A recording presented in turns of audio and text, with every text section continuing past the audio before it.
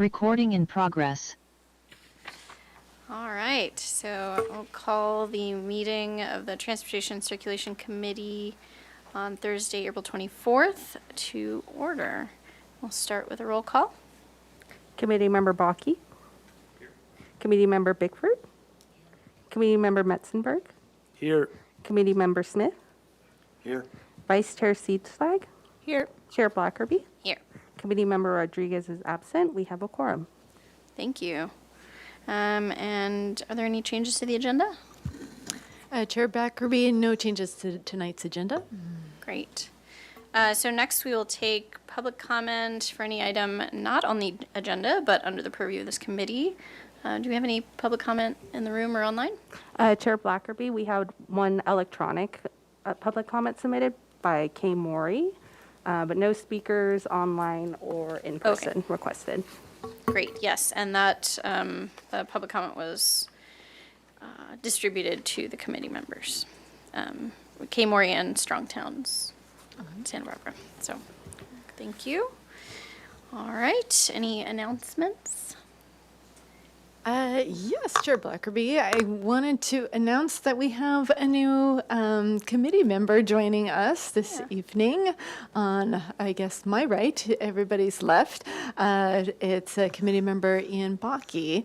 And I was hoping if he could just maybe spend 1 minute with a little bit of background. And this is his second time serving on the TCC.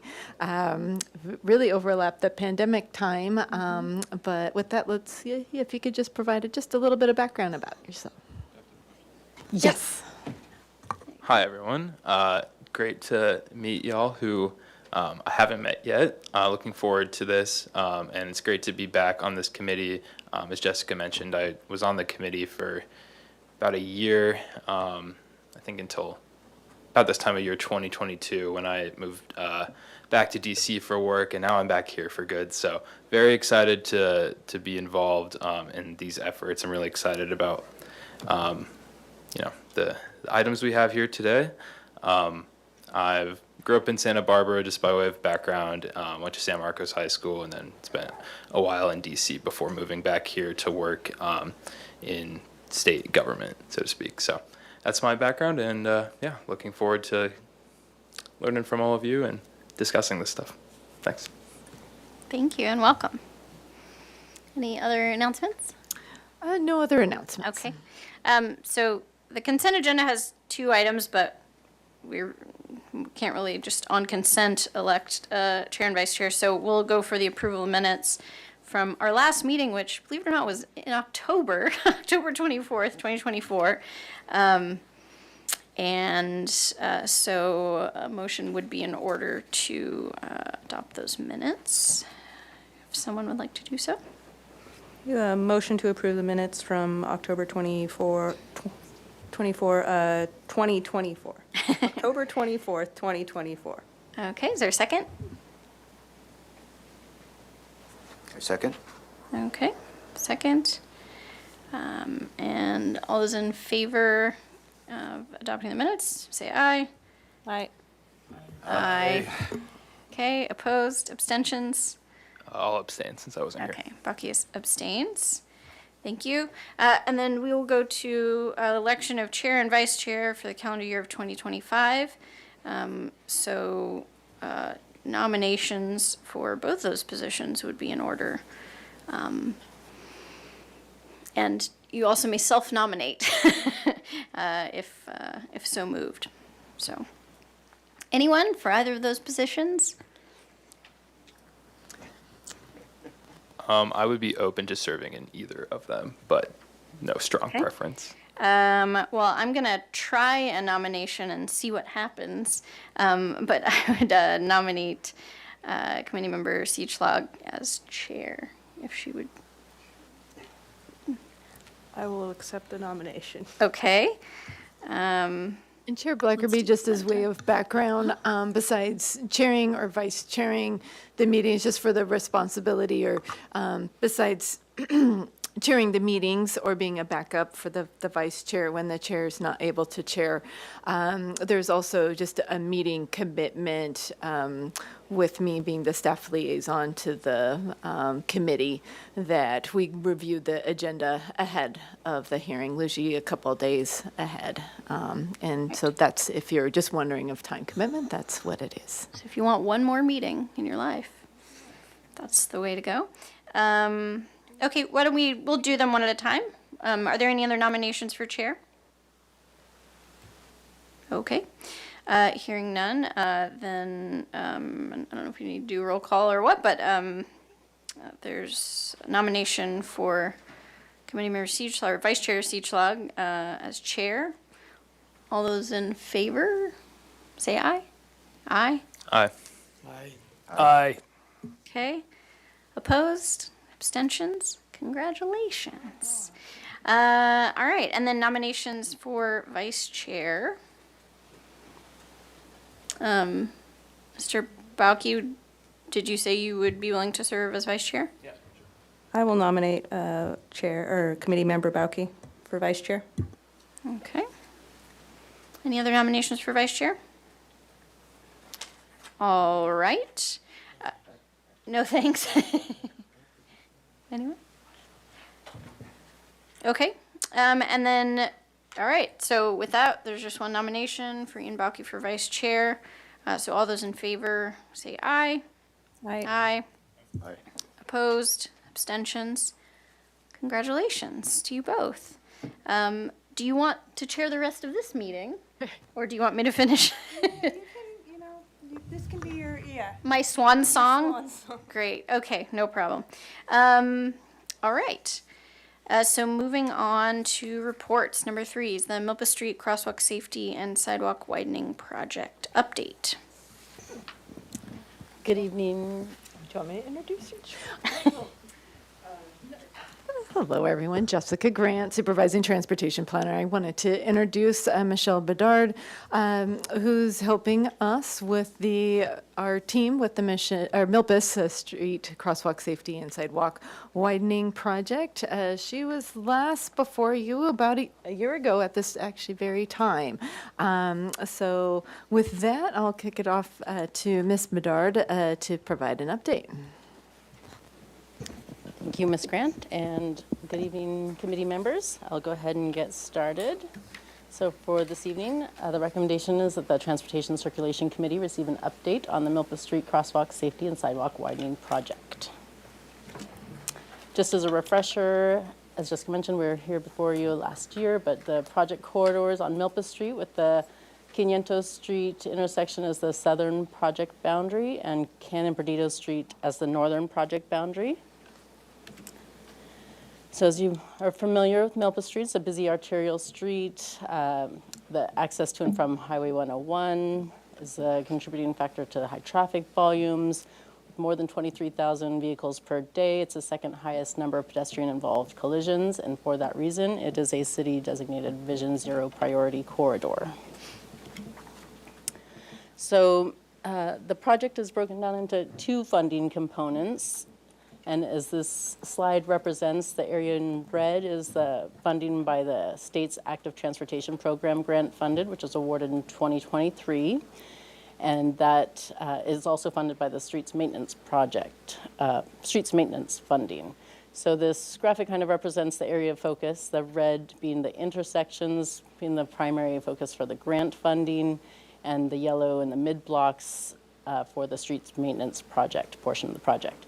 And in general, just the project overall is to provide a more safe corridor along Milpa Street in the Project Street corridor. So some of the enhancements involve, for instance, at the intersection, the safety, intersection safety, minor sidewalk widening, adding additional intersection street lighting on the side streets. I have a graphic of that coming up. A new traffic signal at Milpas and Yananali, and improved flashers at Milpas and Ortega, and then the mid-blocks repaving, mid-block sidewalk repair, additionally adding 3-foot of buffers to existing bike lanes and accessibility improvements. So just a brief example of the safety enhancements. This is an example of an additional street lighting intersection. The top middle picture of the sort of aerial image is a typical intersection example. You'll see the kind of orange color represents the existing street lights kind of on the corners of Milpa Street, and the image below represents the additional, yellow circles is the new lighting, so you can see how the new lighting on the side streets will enhance the lighting pattern overall in the intersection. And although it's hard to see, the image on the right, far right vertical image is just existing and proposed.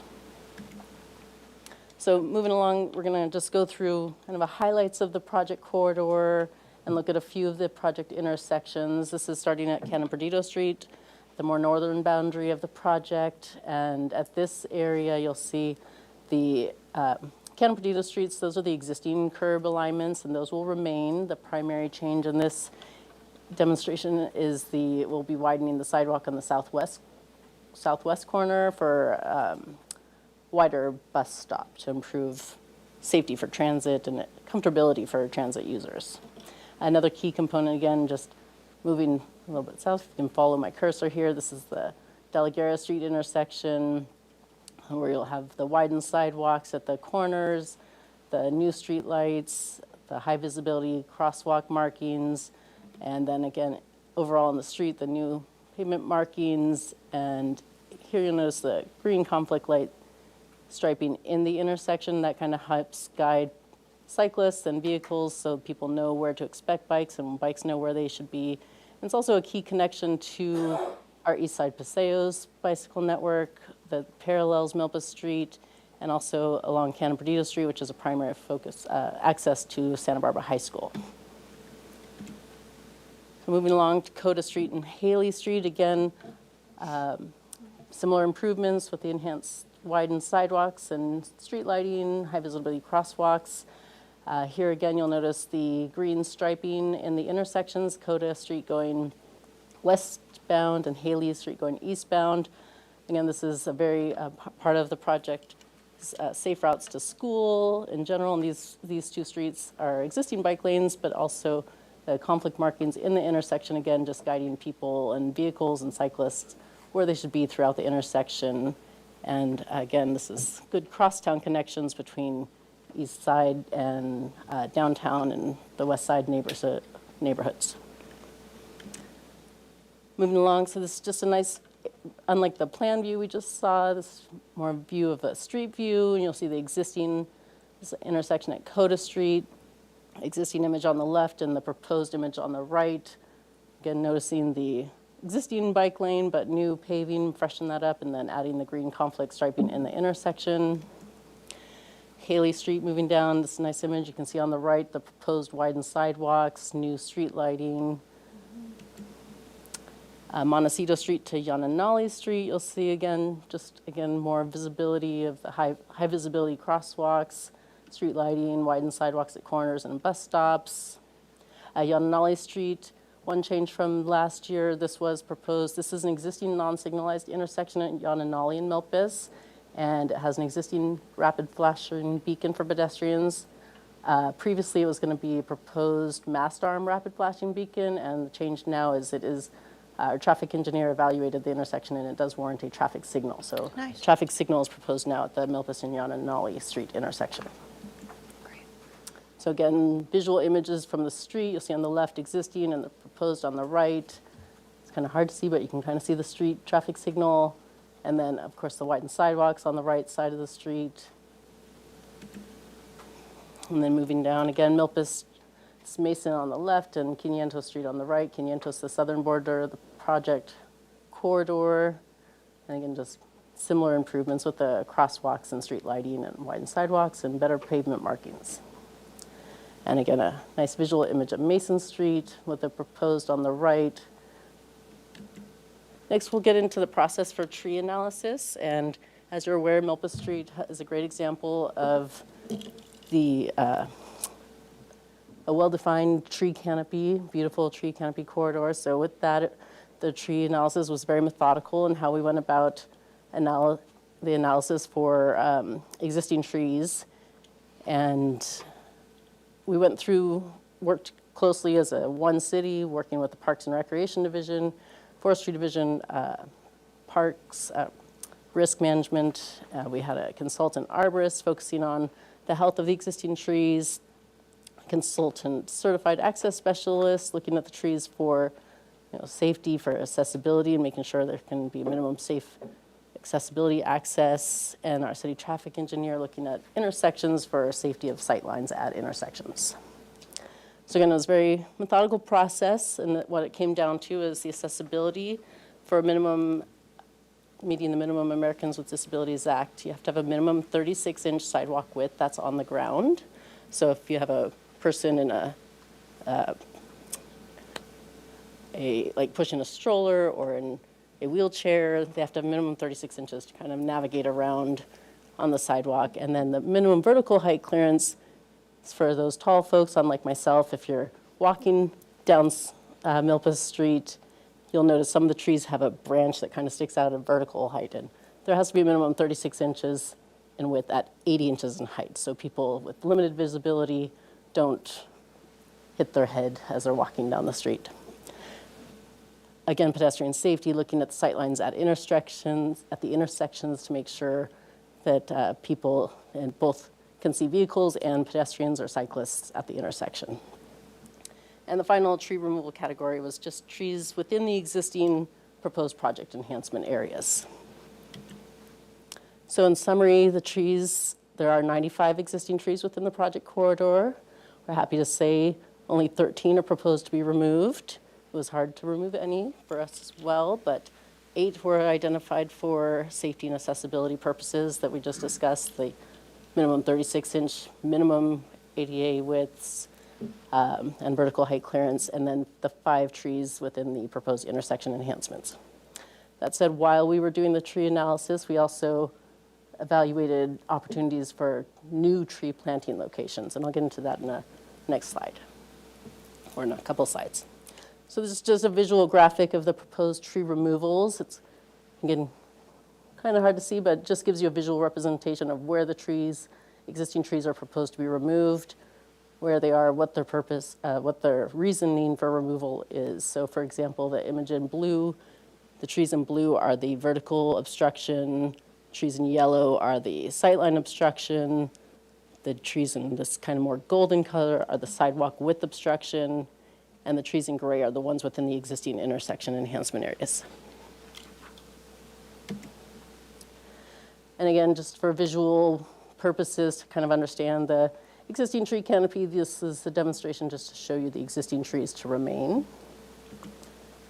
And then here's an image of the new tree planting opportunities. We identified a potential for 37 new tree planting opportunities, although we are still investigating that as we move forward to make sure that there's no conflicts with like utilities.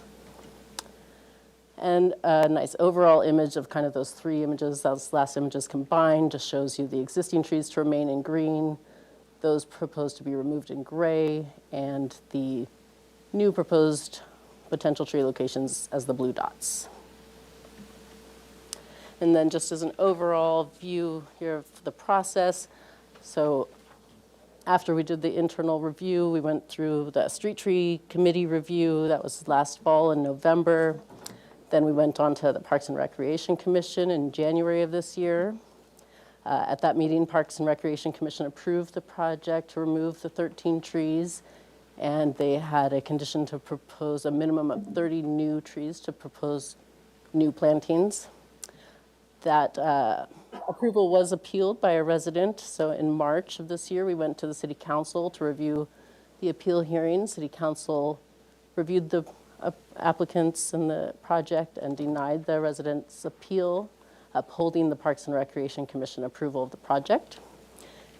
And then we went more recently back to City Council for City Council support of the project's environmental determination. And then just most recently, project environmental determination has been filed with the County of Santa Barbara and the State Clearinghouse. So I just also wanted to add in some additional details of prior community outreach. We went to the community in October of last year and wanted to share some survey results. We provided this opportunity for the survey during the webinar and the in-person meeting, and then we also extended the survey to online for about a month after the meetings And you can see we asked what features of the project do you like most? And the top 3 were the additional intersection street lighting, enhanced pedestrian crossings, and additional opportunities for tree plantings. Then we also asked, just being sensitive to the conversation of trees and vehicles. There was, earlier on, we had heard that parking was a sensitive issue and people wanted to retain on-street parking. So in this question, we asked, what would you rather see implemented? Would you rather see larger curb realignments that provide an opportunity for additional planter areas for existing street trees and or new street trees, or smaller curb realignments to minimize on-street parking loss? You can see about 65% preferred the larger curb realignments to allow for additional planter area for trees. And so next steps, the project is in final design. We are going to move ahead pretty soon with the removal of the 8 ficus trees that were identified as safety issues, and then we will also start with the new tree plantings. We want to give, again, taking into consideration the existing tree canopy and giving the new trees time to establish and grow before we go to construction, anticipated in 2027. And then community engagement is ongoing, and the next community meetings will focus on the construction phase. So with that concludes my presentation, and we're available for questions. Okay. So first we'll have any questions from the committee, and we'll hold comments till after we've got public comment. So questions? Mr. Bakke? Yeah. Few questions, so apologies in advance if there are too many. Could you speak to since this is essentially 2 different projects, right? The timing of that, and are they both being looked at in scope as one holistic project with the design, or is the streetscaping part of it still in consideration? I ask because we have the next item, which I could imagine some feedback being people wanting different striping on parts of this, and I'm just curious, is that too far gone, or? Yes, thank you, Committee Member Bakke, through the chair. As far as the first question with the pavement maintenance project and this for the timing, just to provide a little bit of history, when we first started this outreach effort, a pavement maintenance project was planned years ago, and it was back in 2019 that we went to the community and said, hey, we're about to do, in the next few years, it's programmed to do pavement maintenance.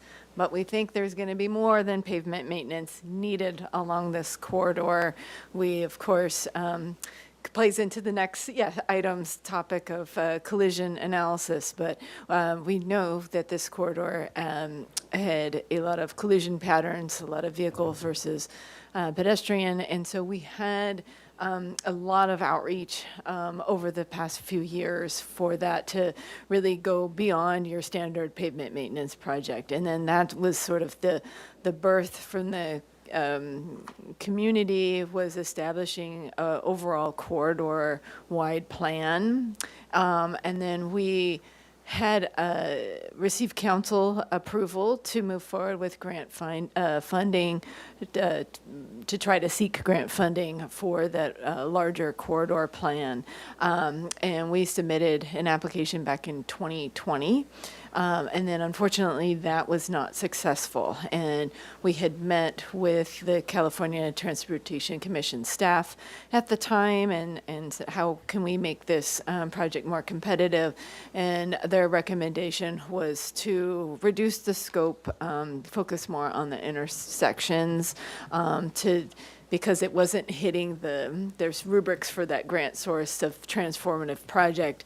And so we reduced the scope and size, which changed some of the rubrics for that. And so we went back out to the community and worked on a redesign for that. So as Ms. Bedard showed in that one graphic, the areas in red, it was really intersection focused on all the pedestrian safety related enhancements, but also incidentally benefit all road users as well.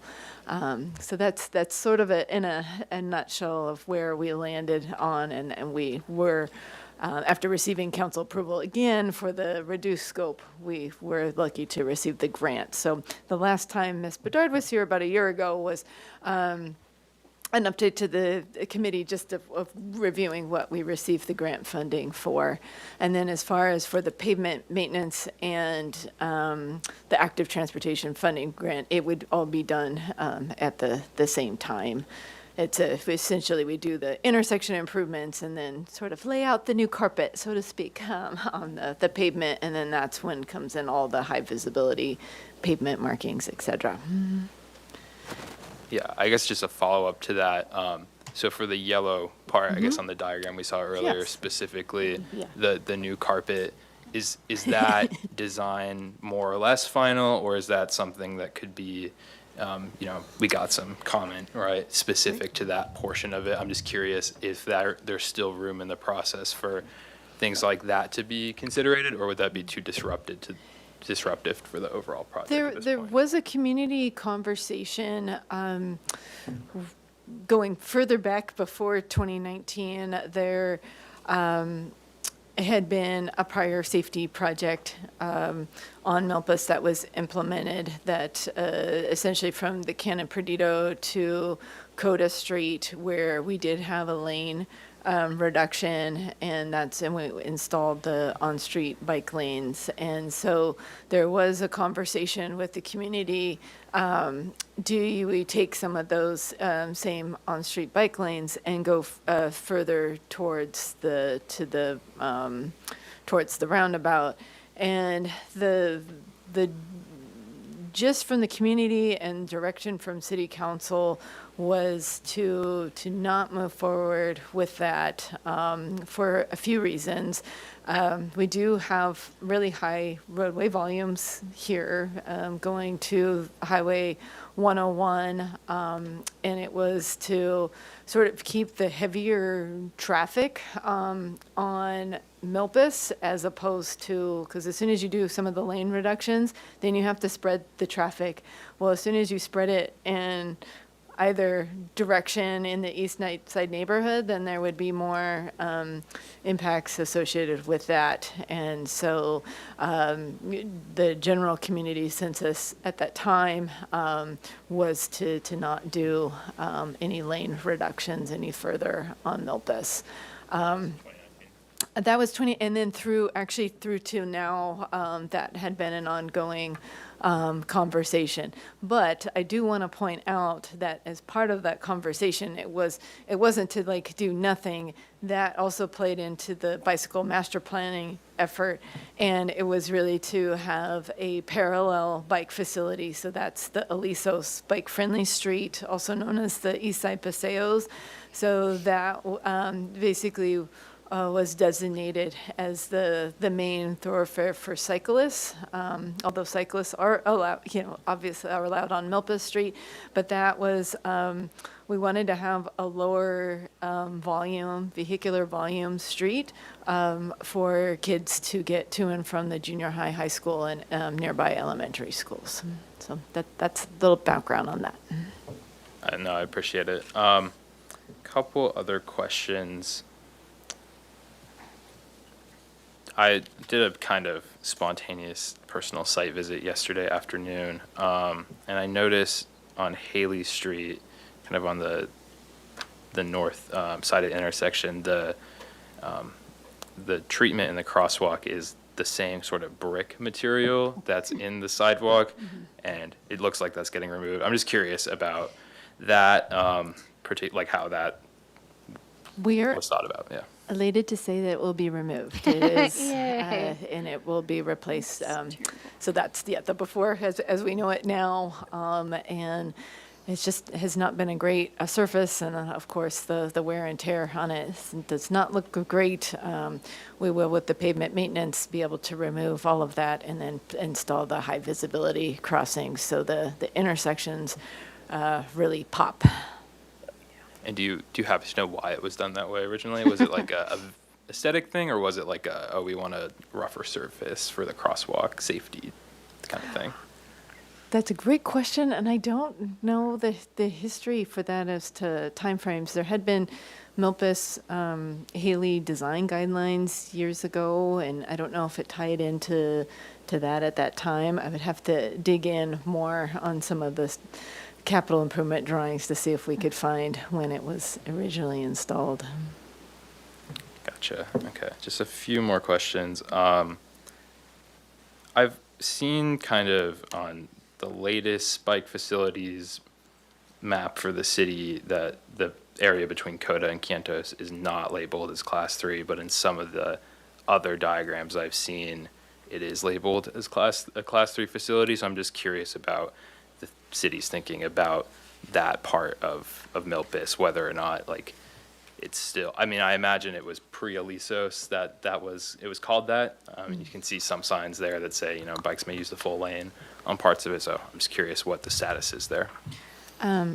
So for those who don't know, class 3 is when you don't have any bike facility. It's just you share the road with vehicles. And so a good chunk of our roadway network is, in theory, a class 3. But we're really trying to rethink the labeling of that, because do we really want to label every single street that doesn't have a bike lane as a class 3 when it's really not a benefit? But we do want to be more deliberate on ones where Alisos Bike Boulevard would technically be a class 3, but it has been enhanced, meaning that there's been traffic diverters along there to lower roadway volumes. So Gillespie Street is another example, San Pasquale, Sola. And so for those, that's what we're keeping sort of in the class 3 nomenclature. Regionally, we're looking at a whole different way to name bike facilities region-wide. Think of like if you were ever at a ski resort and there is the double black diamond. So unless you're an expert, you would go down those. But generally, if you want to have just a good time on the ski slopes, the green circles, the easy. So it's more of like having a bike network that's in terms of level of stress. So I think that's where we eventually want to get to. In the meantime, we still have the standard labelings just per local, state, national guidance, but we'd like to change that. Gotcha. Okay, last question is I'm just curious to hear more about the thinking on like where we find a road that the vehicle capacity or volumes are so high that it makes us wary to do any sort of road dieting or limiting of auto access, and versus where we think it's still a worthwhile trade-off for the safety benefits or the gap closure benefits. Just more of a 30,000 foot kind of question. Yeah, so it is a great question, and not necessarily a straightforward answer to that. I think it's, and a little bit beyond just the scope of this item. We'll dabble into it a little bit more when we talk about the next item, but higher level, I would say any street that's connecting to Highway 101 tends to be the vehicular dominated streets in our network, and knowing that we'll always have more vehicles on that network because those are access points to get to the highway, we typically don't always want to encourage cyclists and pedestrians on the same networks, that we usually look at parallel routes, because sometimes it's just not fun to walk and cycle next to that like level of traffic and noise and all the things that are associated with it. So you'll see in our bike facilities that we have a lot of parallel routes to those to make them more enjoyable. And it's all about trying to lower the stress and really have a network for all ages and abilities. So when we do think of those connections of those roads to the highway, those are not the fun routes. But it doesn't necessarily mean that everything should be absent of pedestrian or bicycle facilities. We're not saying that either. But it's always ongoing, and that's our community process when we go through those bicycle master plan and pedestrian master plan of what are the destinations where people want to get to and from school safely. All right, that's all my questions. Thank you so much. Thank you. Other questions? Yes? I have a couple questions. Can you just remind me, what's the life cycle of paint and pavement?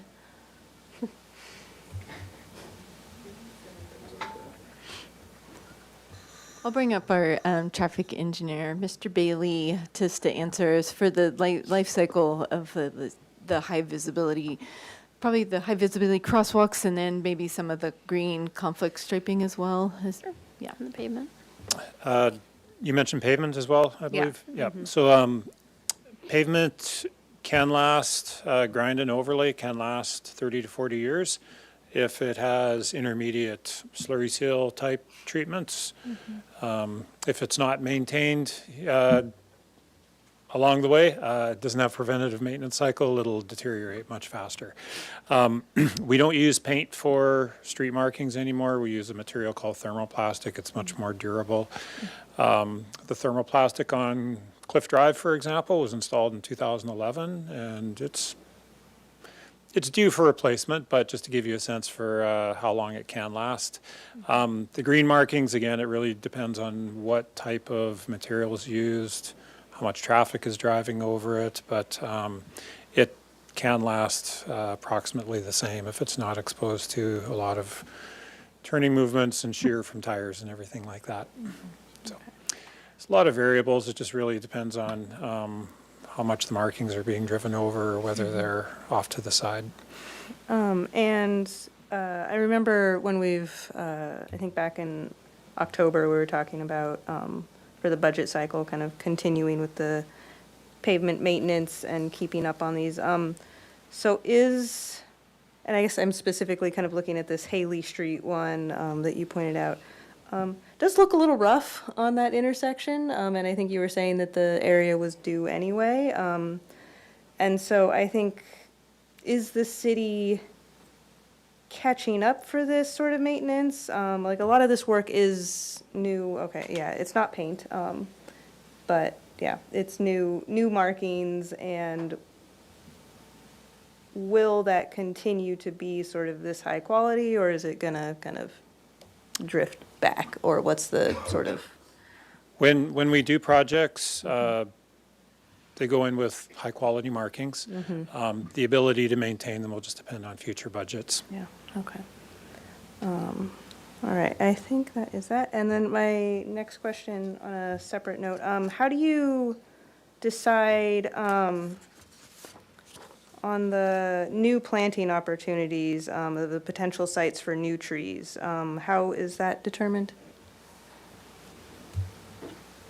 Yes, thank you.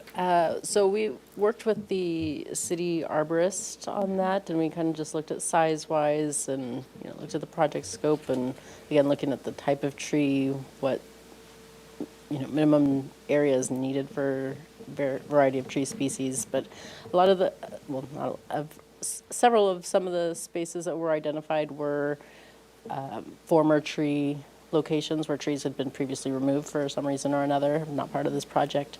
But yeah, we just kind of look at spatially the distance between existing trees, driveways, making sure we're not going to encourage on sightline safety issues or things we're trying to address in this project. Thank you.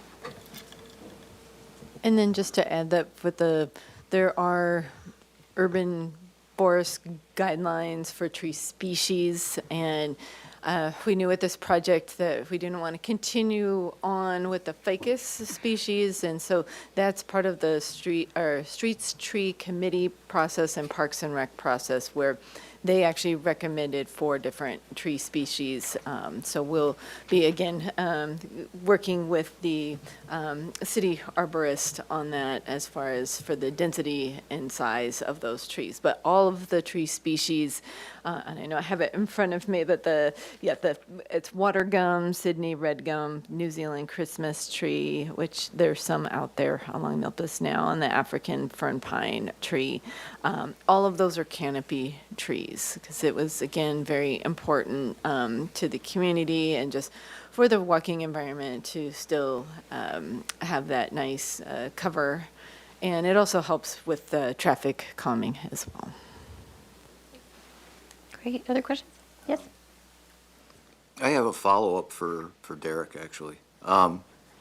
When you were asked about how long the pavement would last, you said 30 years if we do slurry seal, but do we do slurry seal in town? We do, yes. Yeah, we have an annual slurry seal project.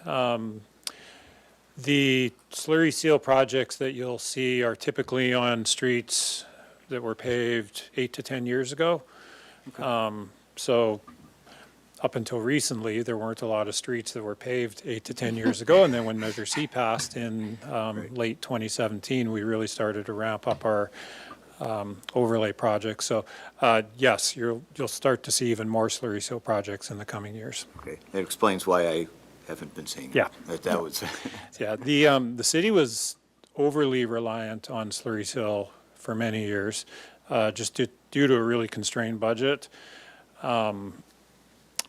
And with a really constrained budget, and that's all you can do, you patch the street and you slurry over top of it. But what happens is you start getting slurry seal layer over slurry seal layer over slurry seal layer, and eventually the bottom layers start to delaminate, pop off.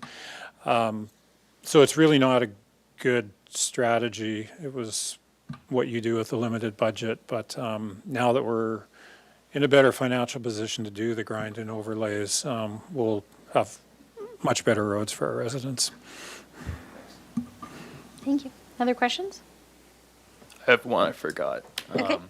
Could you just quickly say the sidewalk widths? So like approximately, I know it varies. Most of the mid blocks aren't getting touched, right? So how much is it usually over there? I know it varies, but like just approximately how wide are we talking about in the mid blocks versus the new intersections?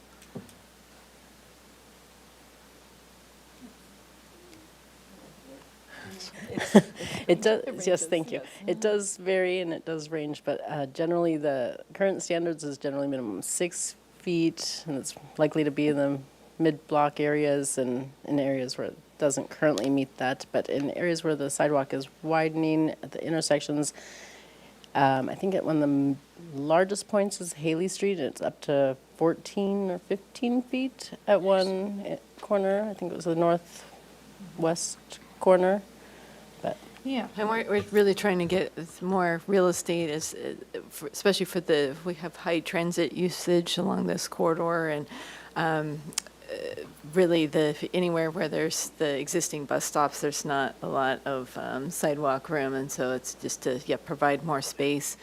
And then as Milpas redevelops from land development projects to, there's requirements for private properties to improve street frontage. So sort of over time, you'll start to see wider sidewalks along Milpas as, again, properties redevelop. But for the scope of this grant, it just, again, is focused at the intersections. All right, and just to clarify, the 6 feet includes the planter area, right, for the mid blocks, where it's around 5 or 6 feet? Oh. It can get very, very narrow, and that's why we have some of the tree removals where we didn't even have 3 feet for passage. So, yes, it's would not comply with the today's standards. Okay, thank you. Yeah, there are definitely some stretches where if someone else is going, you definitely have to go sideways. You have to walk sideways. I had one question about the Haley Street intersection, and I really appreciate these mock-ups, especially, from these vantage points. So that's really nice to have to visualize, because the bird's eye view only gets you so far. So right now, and we can see this. I was looking at Haley, location A, page 4 here. Currently, those buildings are just like, they were here first, right? And so there are those railings. They're basically in the street, and there are the railings on the sidewalks.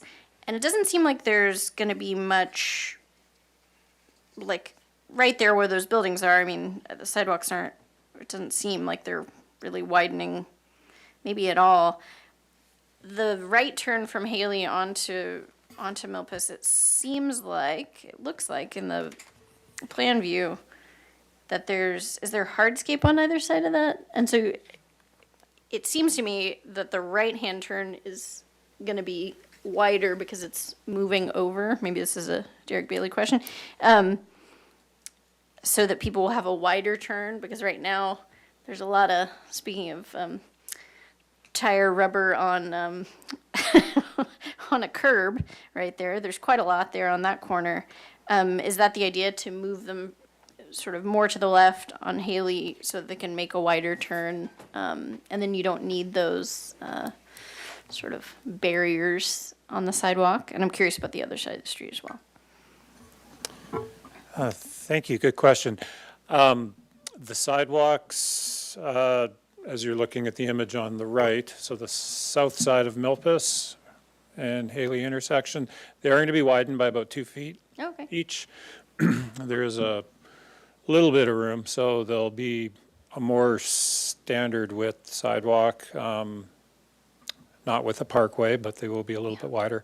As far as the right turn from Haley to southbound Milpas, the movement is going to get pushed over to the left, and the reason for that is the bike lane is going to be extended up along that side of the street, and there is going to be a treatment for bikes to get safely through there. So it is going to provide for a gentler right turn movement. Yeah, you can see it a little bit better in that image on the right. Yeah, is that reddish? Is that like some type of raised thing, or is that just? It will be raised. Okay, great. Yeah. Because and- otherwise, obviously, people would just kind of cut it off. Yeah, so the green bike lane area there that's shown, that is going to be elevated, so it'll be at sidewalk level. And then there is going to be what's we call a mountable curb, truck apron style. So for the right turn, it'll slow passenger vehicles down to normal speeds going around that corner, and provide a little bit more separation between right turns and cyclists. But at the same time, if larger trucks or buses need to go through there, their back tires can easily mount that curb and not get damaged. Great. And then that's a bike box up there in the intersection, or what is that? Yeah, that was an earlier You didn't see design that. concept. No, but we are tweaking the design of this intersection. It's more to do with the movement we were just talking about, and it's going to push everything over a little bit, and that bike box will probably not end up in the final design, but it's not a busy movement anyway. Am I speaking out of turn? Go for it. So, yeah, I hadn't noticed that you have the bike lane to the right of the right turn lane, which of course, how are you avoiding the obvious problem that you almost always avoid with that? Yeah, no, that's a good question. So what you just said, having a bike lane to the right of a right turn lane is inconsistent with the manual on uniform traffic control devices. But this is what we're going to be applying here is a protected intersection style treatment. So the bike lane will be elevated All the way through? through the green area up to the crosswalk. Mhm. And then there is going to be what we call deflection. So the place that the paths of travel cross are going to be separated. So the right turning movement, as it's turning right, will go around the corner probably about 12 to 15 feet before it crosses the path of travel for cyclists. And so that's consistent with how you would design the Dutch-style protected intersection that's being applied at a lot of Class 4-style facilities around the state and country right now. So that's really it. It's what's historically been the concern about having a bike lane to the right of a right turn lane is a vehicle turning right is immediately into the path of travel for a cyclist. By moving that bike lane path of travel, deflecting it over 12 to 15 feet, sight lines improve, turning speeds are reduced, and there's just more time to react to one another. There's also going to be leading pedestrian intervals there. And so cyclists can get a head start legally. They can, Yep. in the Yeah, I state was of wondering California, if you they were can gonna- use the pedestrian signal to begin their movements. That's great. Yeah, and with that limit line back, you almost have a bike box with that, ideally the cyclist is, up at the top of Yeah, it. and I'm glad you mentioned that too. That's something else that we're tweaking with the design right now is to move that limit line even a little bit further Back. west on Milpa Street, so when traffic is stopped, that vehicle that's turning right, the cyclist is already out in front of them, so they can Great. see that they're there. I mean, my problem as a cyclist is, that's good for when the light is turning from red to green, but when you're coming up on it Right. along with traffic. Yeah, and that's the deflection, and that's why that's really important. Yeah, I guess I don't understand how that deflection actually does anything for you if you're just tooling along in the bike lane. We don't have this image is really deceiving because the design has been updated. That green path of travel that goes across the intersection right now isn't going to be where it is as shown. It's going to be more where the crosswalk is crossing Milpa Street. It's going to be over there. So the over- cyclists get over to- pushed over. Over to the right a little bit? Yeah. Okay. Yep, that might be worth having a discussion about separately, just because it's a very important movement, and it crosses a really heavy right turn movement, so that's something we're putting a lot of work into right now, just to make sure that that's really dialed in. Great. Okay. Thank you. Any other questions before we go to public comments? Okay. Through public comment, if you want to fill out a slip and turn that in. All right, we will go to public comment on this item. Is there any? We have we have no online or in-person speakers, but Strongtown Santa Barbara submitted an electronic public comment, which was also printed and distributed to you all. Yes, thank you.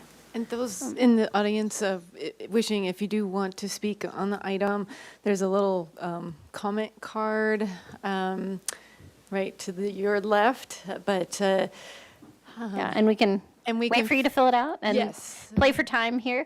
If you just put your name and you hand can it to fill the out clerk. more. You can just start with your name, and you can That fill out the works. rest after. Well, I appreciate all of this has been a long process, and I remember those meetings in 2019. And there has been a lot of public input on this and going way back, and I appreciate all the touch points you've had with the community, because when you have a long process, you need to keep going back to people so they don't forget what's going on. Yeah, come on up.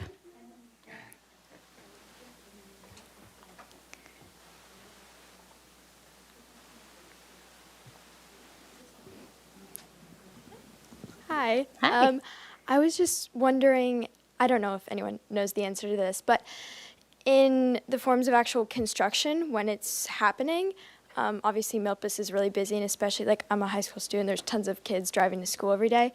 Will it be done in kind of like sections, I imagine? Because, like, you can't, like, just completely block off all of Milpas, or that section of Milpas. So just, like, by kind of, like, crosswalk to crosswalk section, and then there'll be detours, or, like, I don't know if anyone knows how the construction's actually, like, going to take place, if it's by sections or anything like that. Thank you. Thank you very much. Staff, I have a question. What she just said. Thank you. That's a great question, and so the short answer is yes. We do break it into different sections, and it's we can't have on this type of roadway full roadway closures. And so when we're building the curb extensions, we'll do kind of one intersection leg at a time, because we do know that this is a route to school. We also work closely with the Santa Barbara Unified School District. So once we know the construction schedules, oftentimes your parents and yourselves will, through Parent Square, will see notices about that. So if we have a suggested route change during the construction timeframe. And we also, sensitive to schools, like you may have seen in front of the Santa Barbara Junior High, we did a multi-use path right in front. And we try to do construction when students are not present to, again, limit the amount of disruptions. So that is all part of the process, and a wonderful question. Thank you. Thank you. Thanks for being here. Okay. That's all public comment on this item. I'd be back to the committee for comments if there are any. I got Yep. some. No one else Yep. does. Go for it. Just for context, I'm very familiar with this part of town. I went to Santa Barbara Junior High School. I would meet a friend on Soledad Street, and then we would walk down Coda to get there. And so I think this is a long time coming. I think this is, a lot of these improvements are very desperately needed, and I commend all the tenacity and like the years and years of work that have gone into getting what we can get to come to reality. And so for the ATP piece of the project, the intersection piece, the pedestrian piece, no notes, amazing. I think it's great. I think the tree thing is, it's been litigated. I think in the long term, it's going to be fine. Still mourning the loss of the ones that have to go, but it's for the greater good. I do just want to put out there my opinion on the restriping as it is shown here. I'm in pretty strong agreement with the Strong Towns letter about, I think, this design that you have between Cannon, Perdido, and Coda is really good. I think, I walked down Milpas yesterday in the afternoon, and then up Alisos, and then I drove back down Milpas. And a few things I noticed that I'll just put out there as rationale for why I agree with this kind of public comment is, driving down on the rightmost lane, hardly anybody is driving in it, as far as I could tell, unless they are basically getting up to like 30, 35 miles an hour, just speed past traffic in front of them that's going the speed limit. Or the cyclists are taking the whole lane and everybody is staying out of that lane for that reason. But mostly I saw cyclists still on Milpas, more of them on Milpas than on Lisos, probably based off their destination that they're going to being on Milpas, and they were almost all on the sidewalk. And I noticed on Quiento Street, where the bike lane coming from the beach ends, I watched a guy who was in the bike lane go through the intersection, and then instead of merging left into traffic as he kind of technically should, he went into the sidewalk and rode down the sidewalk, which, I would probably do the same thing if I was in that situation next to a big truck right on my left. So I totally appreciate that a lot of thought has gone into this and community feedback, and this is not like a brand new idea that no one's come up with before. But I just think that I would really encourage, to the extent possible, kind of floating more different experiments with the restriping south of Coda to include bicycle right-of-way. I like the setup that you have between Coda and Canon Perdido, but I think others are possible. You know, this is one of the 80-foot wide streets in town. Upper State Street, you have 2 lanes of traffic in both directions and bike lanes. So I don't think it's completely out of the realm of possibility. And I understand the capacity point, but I don't think the numbers are so high that it would be Armageddon if we got rid of one of the travel lanes or the center left turn lane and made it so people can only turn right into their destinations, which is pretty much what Upper State is. Not to say Upper State is a model of great bike safety or anything, but yeah, I think, not to belabor the point, but that's my thoughts. I think this is an amazing step in the right direction. It's going to be very transformative for a street that's needed it for a very long time in terms of safety. I just hope that we can take the opportunity with the new kind of carpeting to look at all the opportunities we can to close that gap, because as far as I can tell, there is 0 dedicated bicycle right-of-way north of State Street on a kind of east-west. I know we're mixing up all the cardinal directions in this town, but I think you know what I mean. So yeah, that's those are my comments. But thank you so much. I'm really excited for this as it comes forward. Thank you. Other comments? No? Okay. Yes? Okay. Yeah, I think overall, I think these are good improvements. I'm not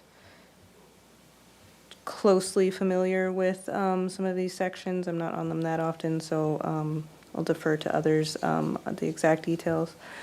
I think kind of looking through the tree removal, and I understand that tree removal has to happen for safety and visibility.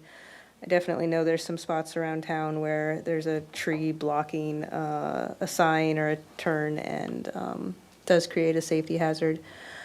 And I was kind of trying to go back and forth between, I've lost it now, but the diagrams of where trees were being removed, where trees still existed, and where trees could be added. And it's hard to, lay them on top of each other. I know you had the one diagram that did it, but I would just kind of want to register the comment that I hope that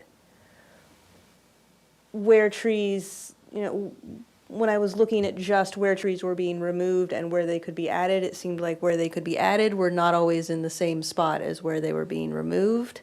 And I would just hope for, as much as possible, collectively a closed urban canopy, but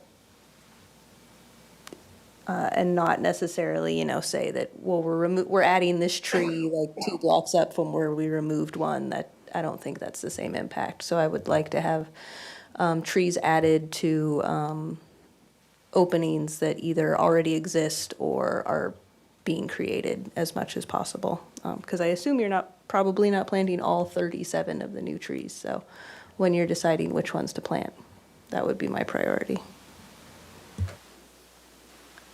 Okay. Other comments? No? All right. Again, it's very exciting. I think that the widening of the sidewalks, some of the stretches are really, really tiny. And it was mentioned that it's a high transit corridor. Definitely out of the whole South Coast, the route that has like the 5th highest ridership goes through here, about every 15 minutes for most of the day, in addition to several other routes. And they're very well used, and you've got people that there's hardly a place to stand right now to wait for the bus. And at some of these, there's not a place for a ramp to be deployed safely. Or, frankly, the tree is so massive that the bus can't get up next to the curb to load and unload. So this is going to be, I think, huge for all modes. And that's, what we like to see in these major corridor projects. So I'm very excited about this. Look forward to seeing it happen. All right. If there's no other comments, we will close this item, and thank you, Ms. Bedard, for that, and move on to item 4, Safe Streets for All planning effort, review of the safety analysis and past and present approach to traffic safety. Ms. Grant? All right. Good evening, everyone. Again, I'm excited to have a touch point on the Safe Streets for All planning effort. As you know, we kicked off the planning effort in the fall. You were briefed on our planning effort before we were under contract with the federal government. I think it was at the August hearing is when we discussed it, but we'll have a few slides again on the background. And really the purpose for tonight is just in this planning effort, instead of bringing an entire plan for you to review in 1 or 2 hearings, we thought during this planning effort as chapters become available, that we take them in pieces and build from there. So by the time you see the draft plan, you will have seen the majority, or if not all, of the chapters. So again, we can have a really great safety action plan moving forward. And really the whole backbone of the plan effort was to do an updated traffic safety analysis. And we had hoped to have come before you in February, and that we ended up canceling the meeting because it's hard to release traffic collision data without having more context. And so that's why we canceled the meeting, because we felt upon further review is we really needed to have also the past and present approach of how we've been doing traffic safety, because the safety action plan is not the first time we're actually doing safety in the city. It's years of doing analysis, and it helps provide everything in context. And what I hope to do is probably break this presentation up. We'll probably go through the safety analysis and then maybe take a 5 to 10 minute stretch break, and then we'll go into the past and present approach to the traffic safety, if that's okay with the committee. I think we could wait for comments at the end just to get through all the material. I think that would be preferred. And really for tonight too, when and of course you've read the safety analysis already, there's that tendency to say, okay, tonight we're going to figure it all out and have countermeasures and all of that. That's not the purpose of tonight. That's going to be a future chapter. What we're really looking from a staff perspective, that when we put together this chapter, does it make sense? Do we need to explain this bar graph in more detail? That type of thing. What's missing? What can be embellished to provide an overall story? So again, what you're seeing tonight is very much a draft. And not only are we going to be floating this before the committee, because you are the committee to review all things transportation related. But of course, the city with a lot of committees, we also thought it would be appropriate for this topic to go before the Neighborhood Advisory Council, because that's something we frequently go to that council just to say what's happening in various neighborhoods in the city. And then also the Police and Fire Commission, because again, this is all traffic safety analysis, and it plays a big role, not only just in our little transportation section, but really citywide, and so you were the first seeing sort of the roadshow of the traffic safety analysis. So we look forward to your feedback. Just as a way of background again, and then for committee member Baki, who wasn't here. Last year, we did receive a federal grant. The federal grant is still on. I know that a lot of federal grants have been put on hold. We did have an executed contract, and so we are allowed to move forward with this action plan. There's two different funding programs for this grant source. It's one's to prepare action plans, and the other is to implement projects. But you can't apply for implementation funding unless you have an action plan in place. And we were really at a good point because with our pedestrian master plan and bicycle master plan, we have completed the majority of the projects. With the last kind of remaining projects that are called out in those planning efforts will be completed in the next couple of years. So it was really ripe for us to kind of take a deeper dive. So we kind of refer to this plan as the bicycle master plan or pedestrian master plan 2.0, and a 2.0 for we're a Vision Zero city, and to really dive more into the collision data. So this is how much we were awarded, just under $800,000 with the 20% city match. Again, the whole purpose of the plan is to prevent traffic-related fatalities and serious injuries in the city while increasing safe, healthy, and equitable mobility for all by strategically identifying infrastructure improvements that remove barriers to safe mobility. And this is a 2-year planning effort. The column on your left is stipulated for the grant is those are all the required chapters that are required for it to be considered an action plan and to receive funding, reimbursement from the federal government to have those said chapters.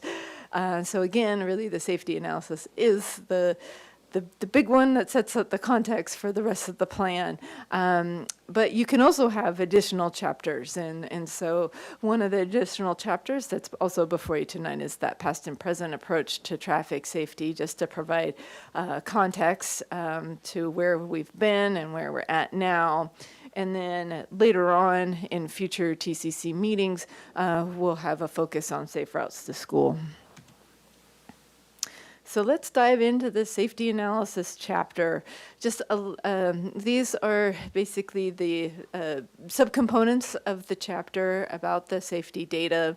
The collision data that we pulled is a 5-year focus. So starting from January 2020 through the end of 2024. Why 5 years? When we're going after grant funding, not only for this grant source, but other grant sources, 5 years tends to be the time when we're doing required safety analysis as part of grant applications. That is typically the time frame that we are allowed to report on. Like you can't report on, there was a collision 30 years ago. Like they don't allow that in those grant applications.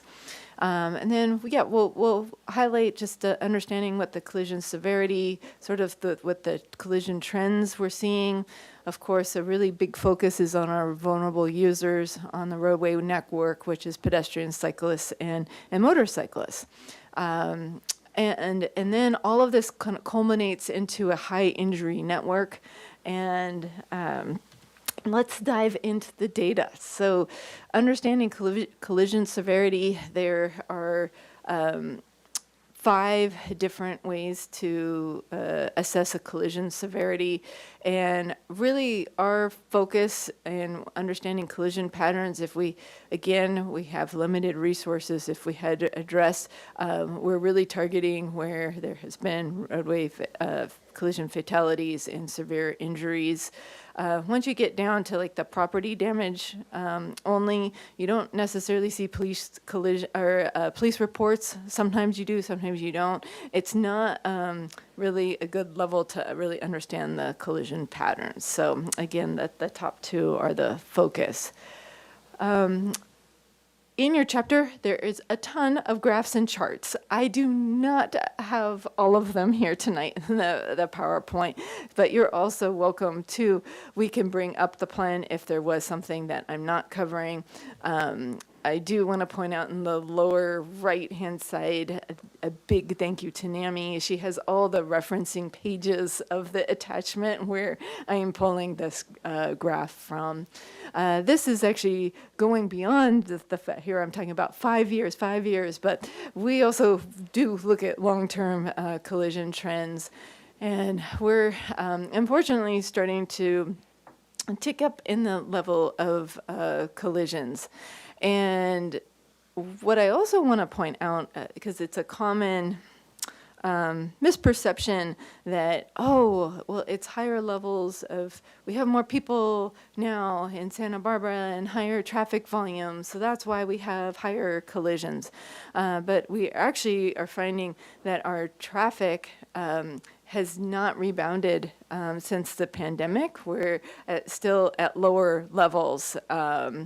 And so we have not, like if you're to use a pre-pandemic year, 2019, our traffic volumes are not there, but we're seeing higher collisions. So just wanted to point out that. And then it's also, where are these collisions? Sorry. Oh, yes. Do you have a clarification? Jessica, I just have one question on that last slide. No motorcycle, anything before 2019? Oh, thank you. Not that there was it was when we were pulling the data, we didn't have prior years yet on the motorcycle. Got it. We often, they were combined with the vehicles. And that was also something because we were working internally also with police and fire, and they were the ones who were like, wait a second, besides pedestrian and cyclists, we see a lot of motorcycle related collisions. So think motorcycles, mopeds, what everybody thinks are e-bikes but are not e-bikes, those types of like Electric the pocket motorcycles. bikes, yes. And so they really recommended, and we're glad we did, because there is definitely a big trend in collisions in that mode as well. So thank you for asking that question. I apologize for skipping over that. Yes.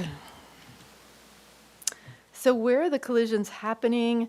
It's actually the majority of the collisions do happen at the intersections. So it's a breakdown for traffic signals. It's about 30%, always stops 6%, and like at a two-way stop, for example, 26%. So again, if we had a focus on collision reduction, a big target would be towards the intersections. And who are the victims, and who is the share of fatal and severe collisions? Again, this points out, and we had back in 2018 where the city adopted Vision Zero as a policy and strategy, but our most vulnerable users that are most likely to be severely injured or killed in a collision are, again, cyclists, pedestrians, and motorcyclists. So this is, and I'm glad we have high schoolers in our audience tonight, because it provides content, and there's always the lecture, I think, from our parents that nothing good happens past a certain time of night.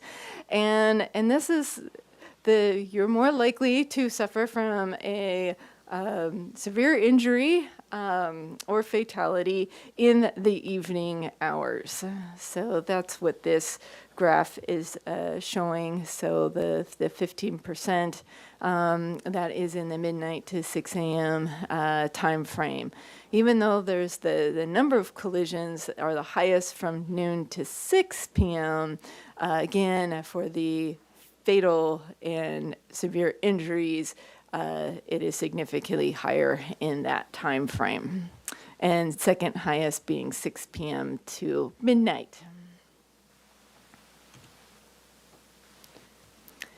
Why are the collisions happening? The top primary collision factors are of the known collisions, it's unsafe speed, driving under the influence, improper turning, and then right-of-way violations. So that's like blowing through a stop sign or a traffic signal, that type of thing. And it's also important that we do register pretty high in the unknown range.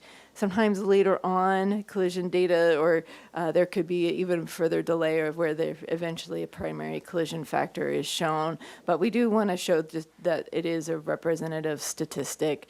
When we dive into the table on the right, table 4, the collision types for collisions resulting in severe and fatal injuries. Again, other is the biggest one, but when we dove into the other category further, that 94% of the other collisions are bicycle involved. And then followed by broadside, that's like an intersection, like a T-bone is the other way to describe it. And then vehicle versus ped is the next, followed by hit object in rear end. Who's at fault? Drivers make up the biggest percentage for who's at fault for severe and fatal. And then there's then a breakdown for our vulnerable users, but they're also at fault, and that then we also have the 21% fault not determined. And I don't think you could say that immediately goes to a driver or a different mode user. I think it's that 21% would be sort of evenly spread from there.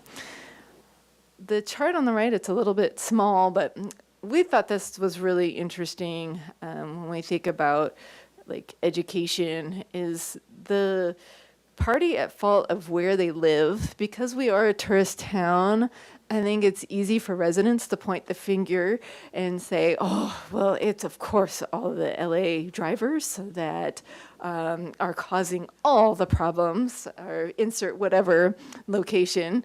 But it's actually the 80% trend line is at fault are South County residents. And then it's a pretty big discrepancy from there. So when we do think about outreach,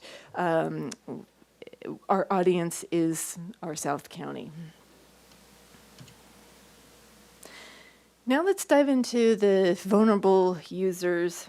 And this is just a chart, again, for sort of all injury severities, but sort of the makeup of most of the collisions happen between a driver and pedestrian, and then a very small percentage is bike versus ped. Again, this is reported collisions, but I think if you were to read any of our media articles, you would think that e-cyclists in particular are the ones that are the killers of our roadway. And that is not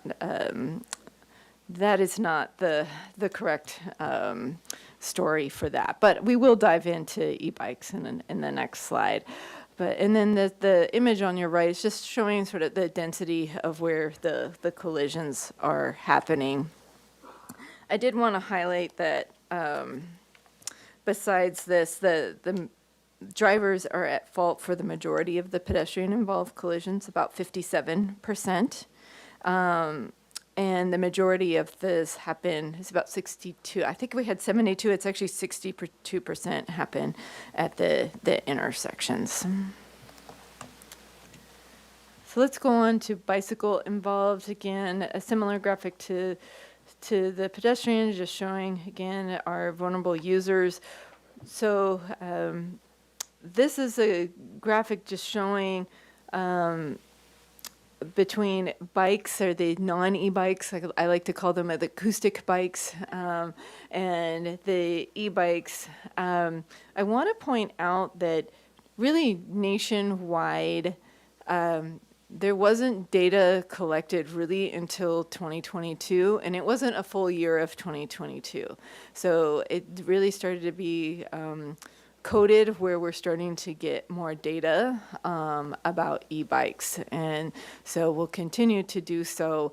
And we've sat in on a lot of trainings, again, for locally to state to regional, but there's definitely been a trend in a spike in the level of e-bike related collisions, now making up predominantly more than the acoustic bikes. On the image on your right is just the map showing the density of those collisions. Oops. And I wanted to also point out that we have some of the, in this chapter, takeaways, but for the bicycle involved collisions, they are increasing in Santa Barbara. So when you do see it in the media, that they're not wrong, that we are seeing an increase, and that the e-bike collisions account for the majority of that increase.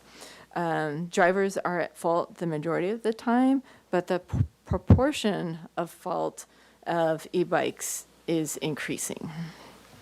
And the majority of the collisions do happen at intersections. And when the cyclist is at fault, it's mainly due to unsafe speed and improper turning and failure to obey traffic signals. And then when drivers are at fault, the primary collision factor is the improper turning and right-of-way violations. And lastly, of our vulnerable users is the motorcycle-involved collisions.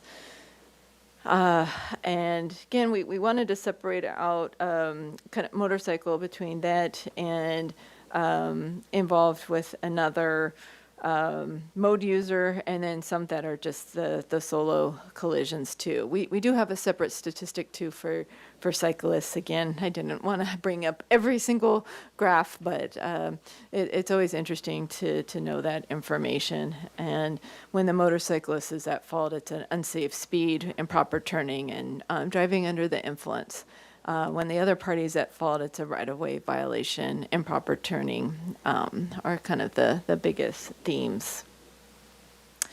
So driving under the influence, we have a lot of DUI-related collisions for a city of our size. When you look at the Office of Traffic and Safety for statistics, we are often towards the top for that.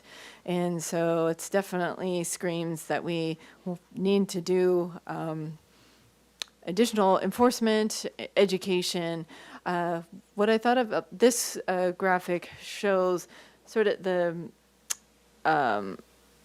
hot spots. It's a heat map of collisions. So the darkest color towards the dark orange or red, that's the biggest amount of collisions. But what we want to point out, all those black dots are ABC locations. So it's closely correlated that the bars in State Street Funk Zone are also our biggest DUI areas.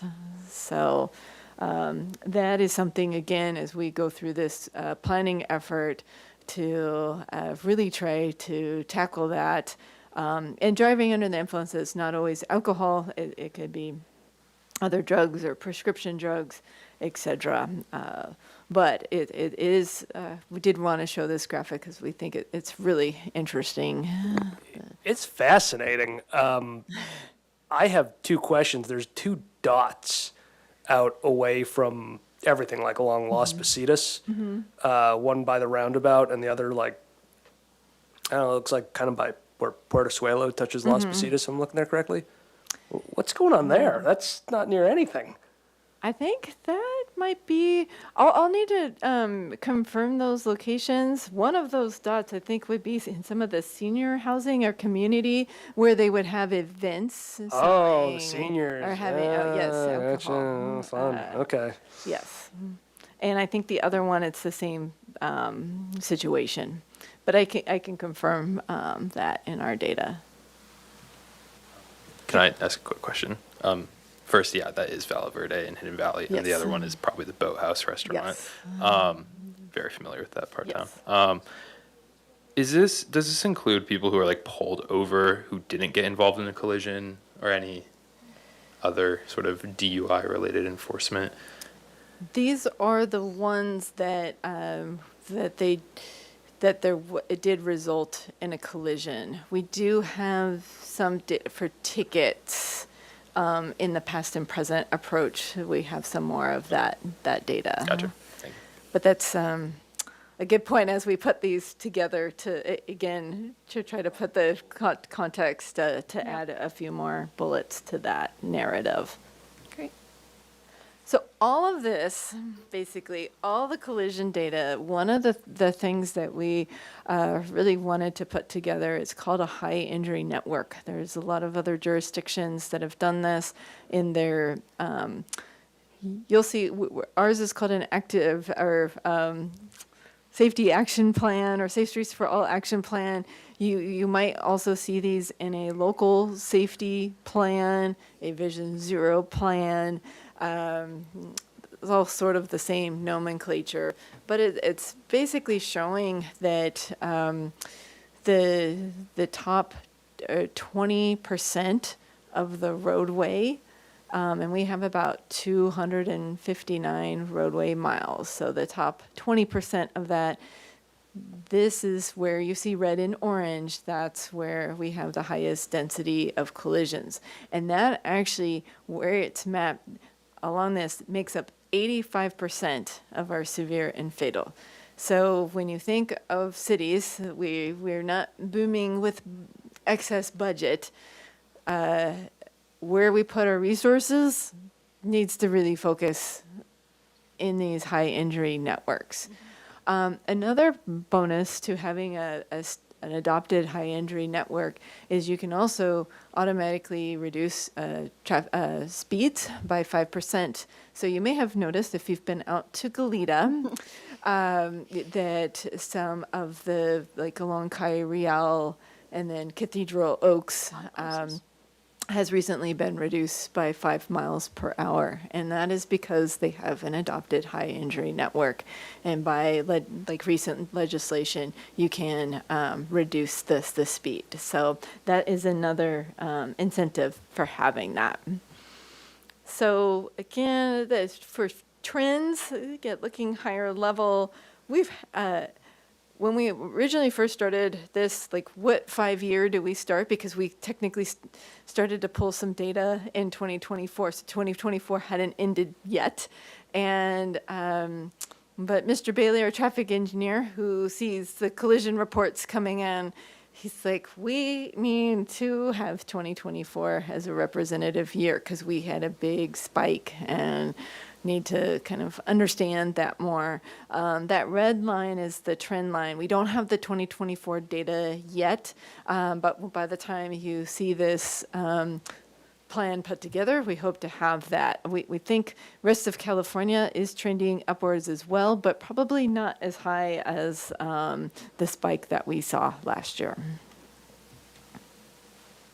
So as we dive into this planning effort, what are some of the focus areas that we'll start to see for looking at countermeasures, if pedestrian and bicycle and motorcycle safety, ways to address speeding and aggressive driving, really to try to reduce those DUI-related, anything really DUI-related, and reduction of collisions at the intersections.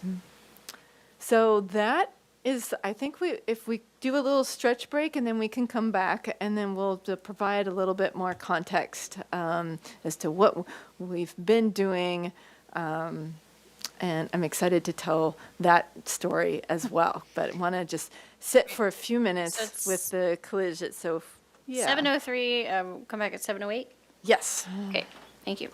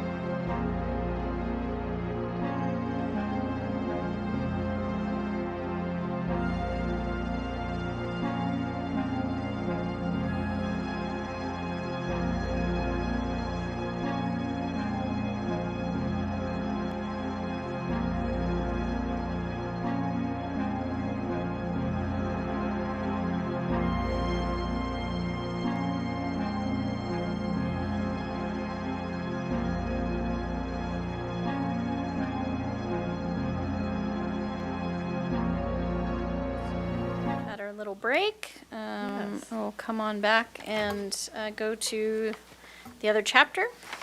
Yes. So thank you for the brief little break. So it's hard to take in all of the safety analysis, and that's what we really did want to provide some context to it, and it's also, as you have read through these chapters too, and when we do have the final action plan, is the order of these chapters. Do you want to know the safety analysis first, or do you want to know the past and present approach to traffic safety? I'm not sure if there's a right or wrong answer, but maybe as you have read through the chapters, what made sense to you? We'd love to get that feedback.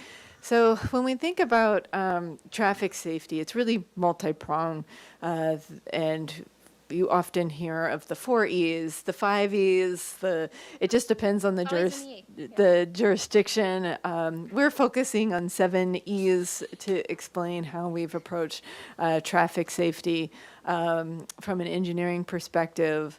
And again, you can't engineer everything. Not all collisions have an engineering solution. So it's part of the multi-pronged effort to address traffic safety. There's an enforcement side.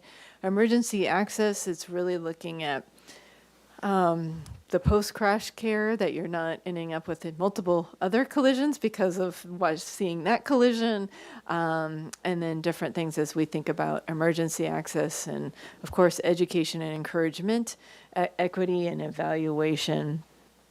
Before I jump into those 7 E's, just for a little bit of context on our roadway network, again, we have about 259 miles of roadway in the city. How we describe our roadway network is just with Caltrans on how it's their roadway classification map is how we use for our roadway classifications. So when you think of there's descriptions in this chapter of which each one means, but principal arterials are the higher volume roadways that connect to the freeway. So Milpas, that we just saw in the first item, of course, parts of State Street, Las Positas, Castillo, again, are moving very high roadway volumes. And then it's sort of a tier from there. So the purple is the major collector streets. Again, kind of the support to those higher volume streets. And then a lot of our minor arterials are the north-south streets in the city. And then everything with it's too hard to see in the graphic up on the screen, but in white, our not a color is really our neighborhood traffic, our lower traffic streets. That is purely just the traffic for that particular neighborhood. So smaller roadway volumes. Our pedestrian network, everything in blue and green represents a sidewalk in the city.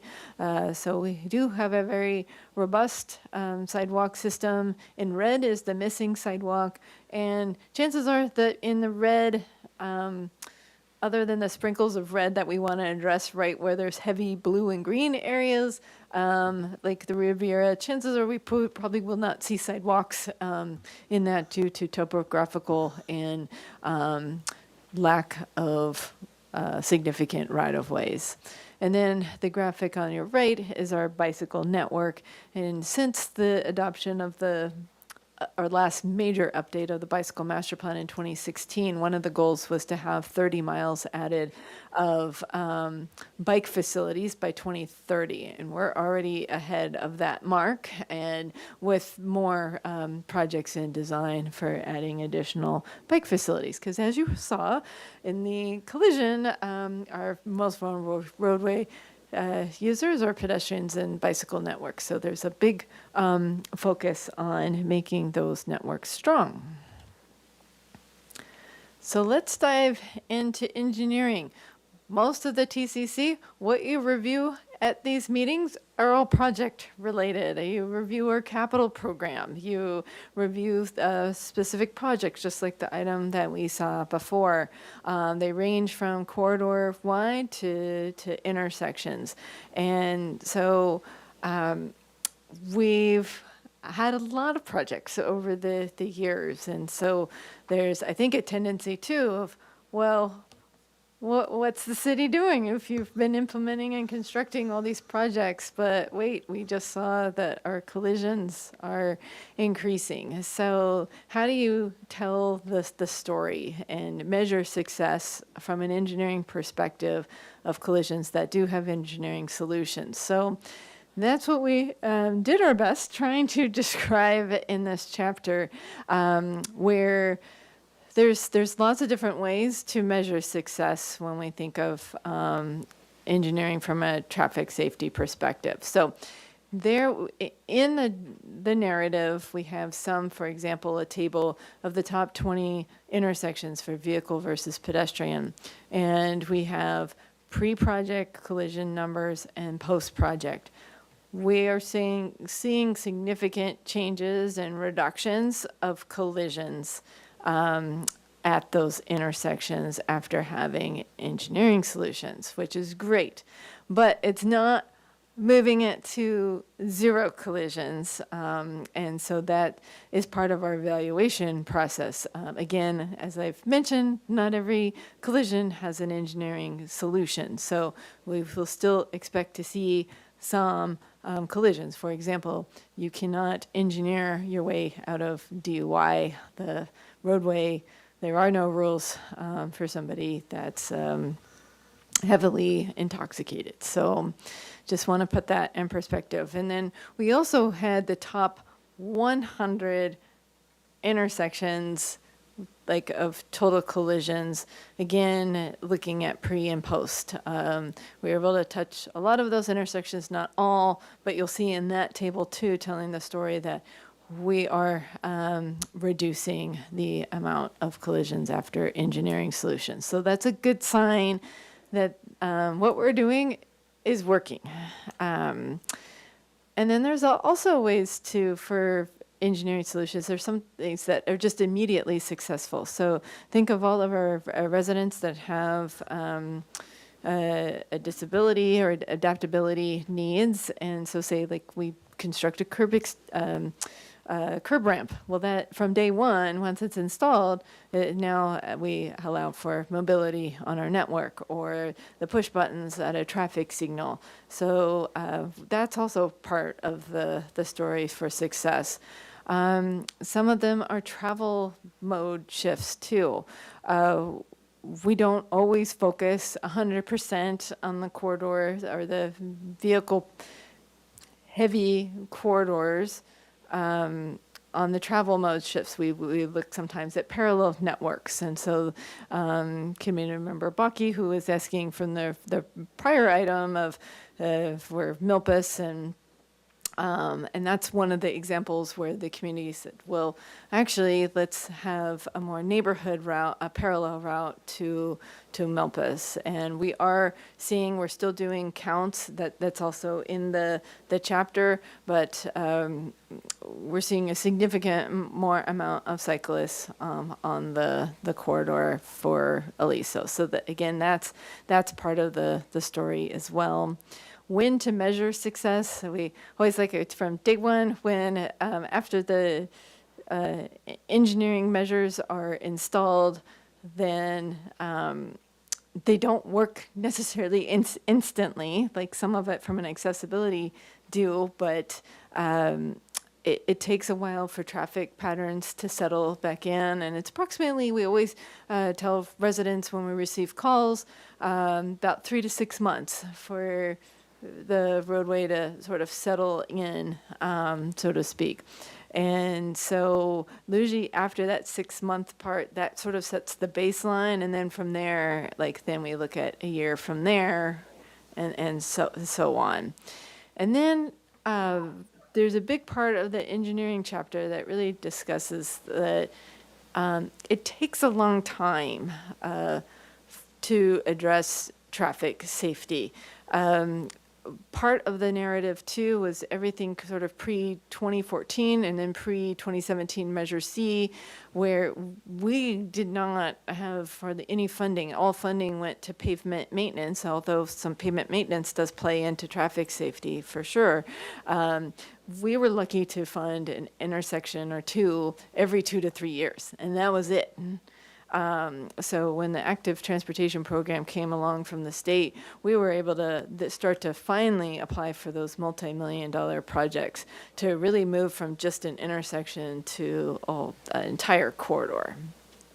So that also plays into it, that I think some are quick to judge, well, our network's not safe. It just, especially when you think of cycling and the roaming radius for a cyclist, you just fixing one intersection wouldn't necessarily change a behavior or a mode shift for a cyclist. It takes several intersections along that corridor to see a success. Now, from the enforcement side,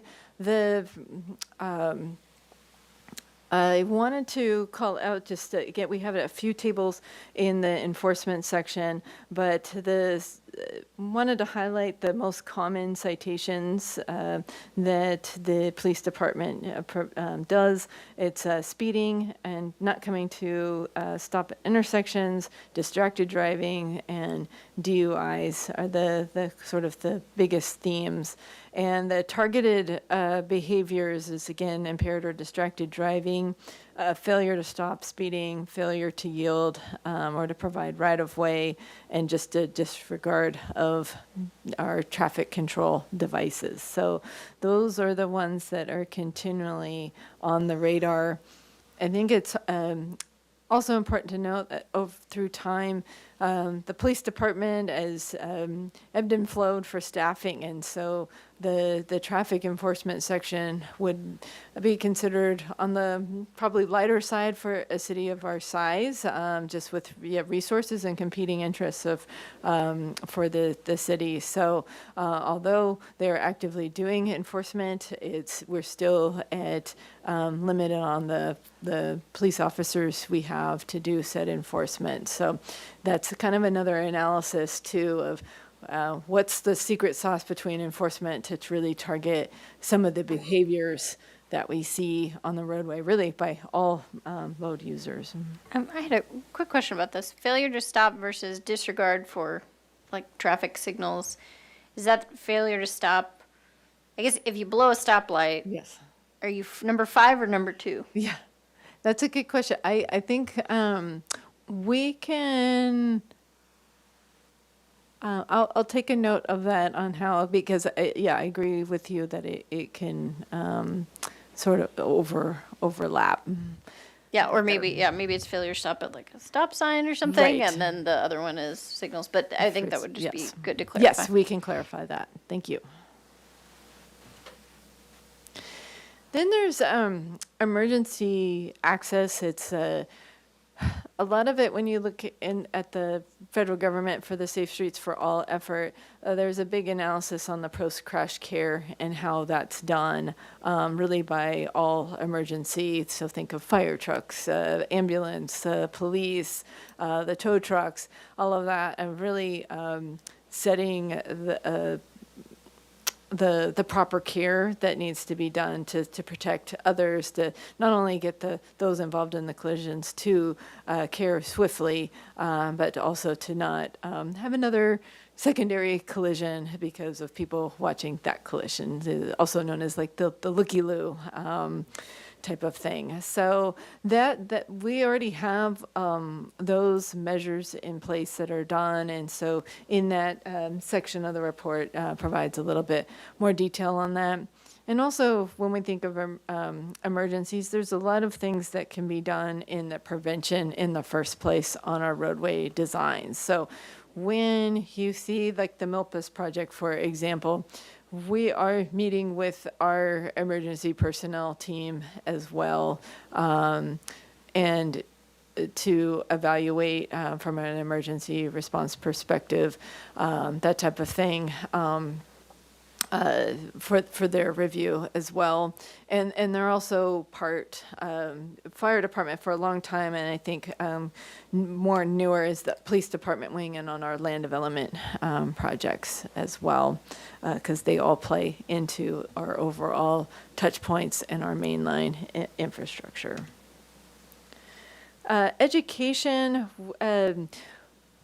The past, I would say, since 2018, we've had a big focus on our Vision Zero related projects. Again, we're not just starting safety projects right now. It's something that there's a lot of safe routes to school related projects in our process, and really to just tell the story and the why behind our projects. So that has been a big focus over the past several years. Of course, e-bike safety with just sort of the explosion of e-bike riders on our roadway network.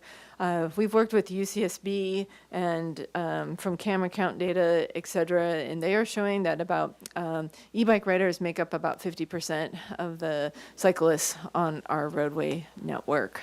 So there's been a lot of targeted outreach for that.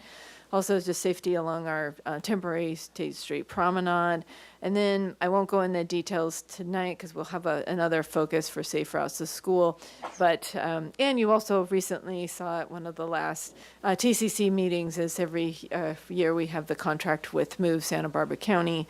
And there's a lot more details in the sort of the makeup of the program with that, really starting from kindergarten all the way through high school age on traffic safety. For encouragement, we do have a history in our city of promoting and walking and biking.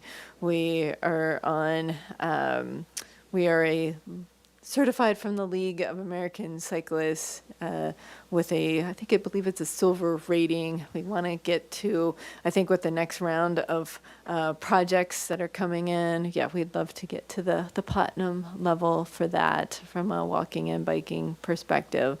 We've also had the success of our public bike share system. It's still in the pilot phase, but hopefully that becomes a permanent program.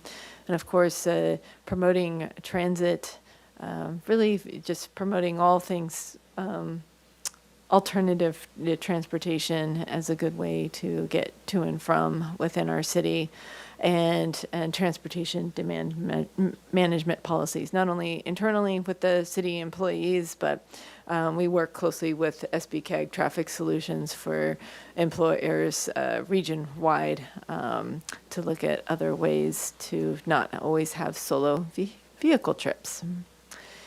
Equity, that will be another chapter that we'll dive into.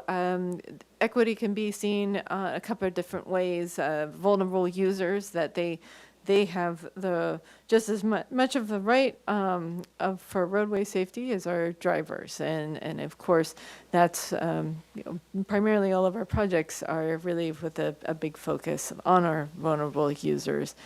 And then there's the underserved populations. They're also coined environmental justice communities. That is something at the federal government. I'm sure you've seen in the news of like a lot of the equity related items are changing. It's not that it's going away, but some of the definitions are changing.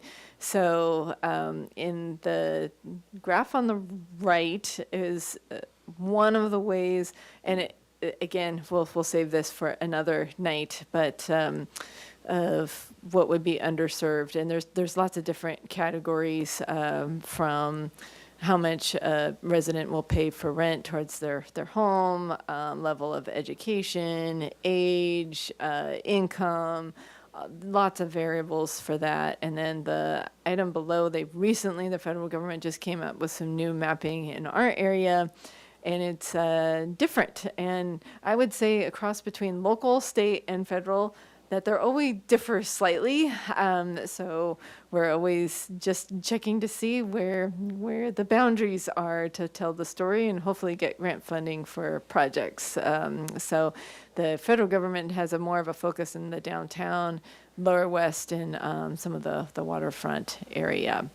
And then lastly, we do evaluation amongst all of those E's, and that is always ongoing.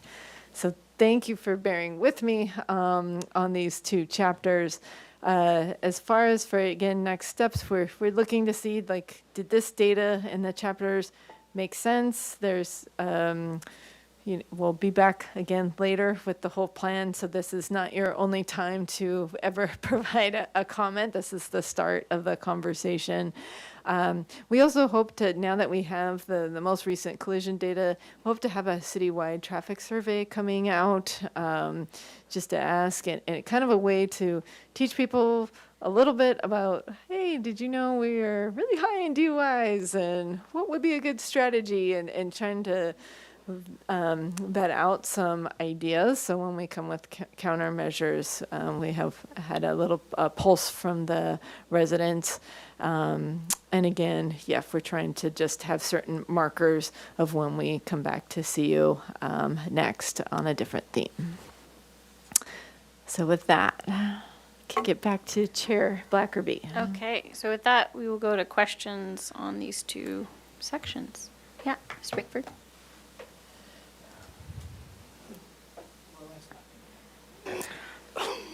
I have a few questions, but first a comment. So this is as good as my voice is gonna get. If you can speak a little bit closer in the mic so they can pick you up on TV. I got it. There we go. Okay. Does that work? Yep. Oh, goody. Better, thank you. Included in our packet was this letter from Strong Towns. I hope everyone's read it. I just wanted to comment on one specific part of that, which is about the protected and buffered bike lanes on Milpas Street. Their comment was that that should be extended south of Coda Street all the way to the beach.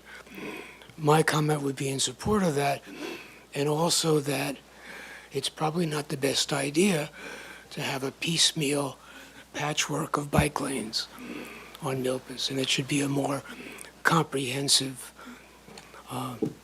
establishment for bike lanes. And the rest of what they wrote was also very good. Okay. And Anything on the Safe Streets for All yes, piece? Okay. where are my notes? One thing I was curious about is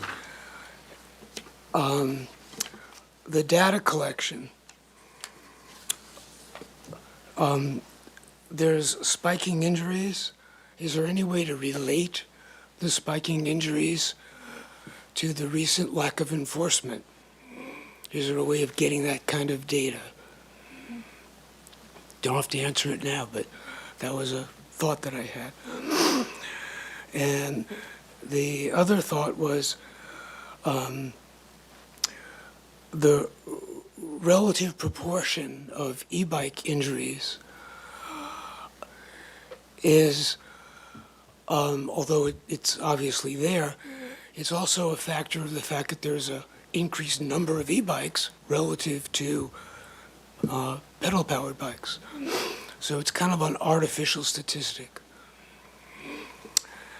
And that's all I have. Okay. Thank you. Other questions? I've got a whole big list. I don't know if Okay. I can field her on either. Okay, here, good. Turn your mic on. Thanks. Excuse me a second. Quite a few of my comments involved that I So wrote let's down. Stick to questions first. Oh, Yeah. Questions first, and then we'll see if there's public comment, and then we'll go to comments from the committee. okay. Yep. So do you have any questions? Are these questions?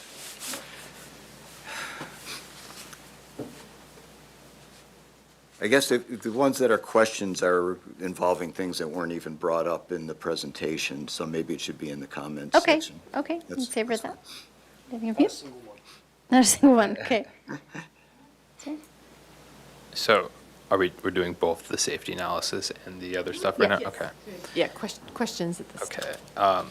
Please bear with me. I have a bunch of stickies on here. Some of them might not be questions, so I'm just going to go through here. What is our bike mode share right now? Do we have data on that? I think it'd be useful to have that stuff in here. The short answer is I don't have it right with me. What we were struggling with, not only as a city and regionally, is most of the time when we have the bike mode share for a statistic, it's 16 years or older of people commuting to work. Right.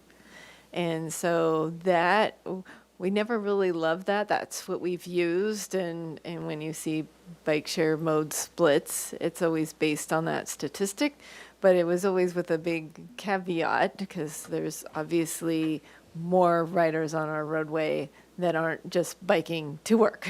And so what I can add in this chapter for the mode share splits, that at the regional level, and you saw the presentation about a year ago, was with SBCAG, where they did the regional travel trends, and then they did the breakdown. And then that's done a little bit more on cell phone usage and tracking that way.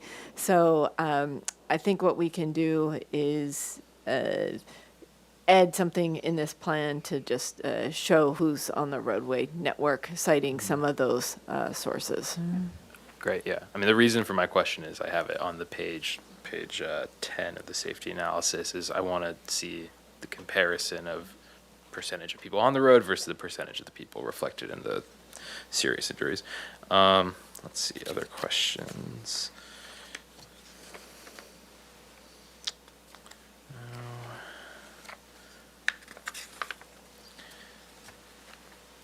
I guess I'll just ask, on the State Street Promenade, has there been any documented e-bike or even just bike pedestrian collision? Because I know that's a conversation that happens a lot, right, as you know, but I don't remember ever hearing like a specific number of times it's occurred, if it has occurred. I don't have that at my fingertips. It's a little bit more complicated. I'm going to forget the term, but there's, of course, when there's a collision, like there's police reports on roadways. So technically, the promenade's not really classified as a roadway, and it's the report. I want to say it's like an incident report, I think is the label. So that's something that we can add. We have some of that data from the incident reports and the collisions, because you still have obviously active roadways at every cross street. So we have provided some of that data as part of the State Street Master Planning effort, but we could certainly put that in as a statistic.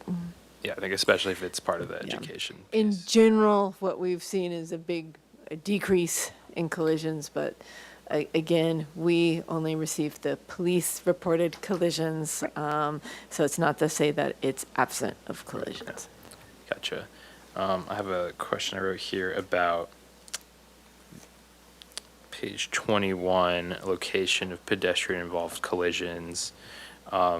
Do we have data or a way to have data on whether or not the crosswalks are marked when there's a crossing and crosswalk and intersection collision with the pedestrian? Because I just imagine that would be useful. Not, No? Okay. yeah. That's fine. I just want to. Yeah, we'd have to dive into each collision and then report each leg. Gotcha. Yeah. Gotcha.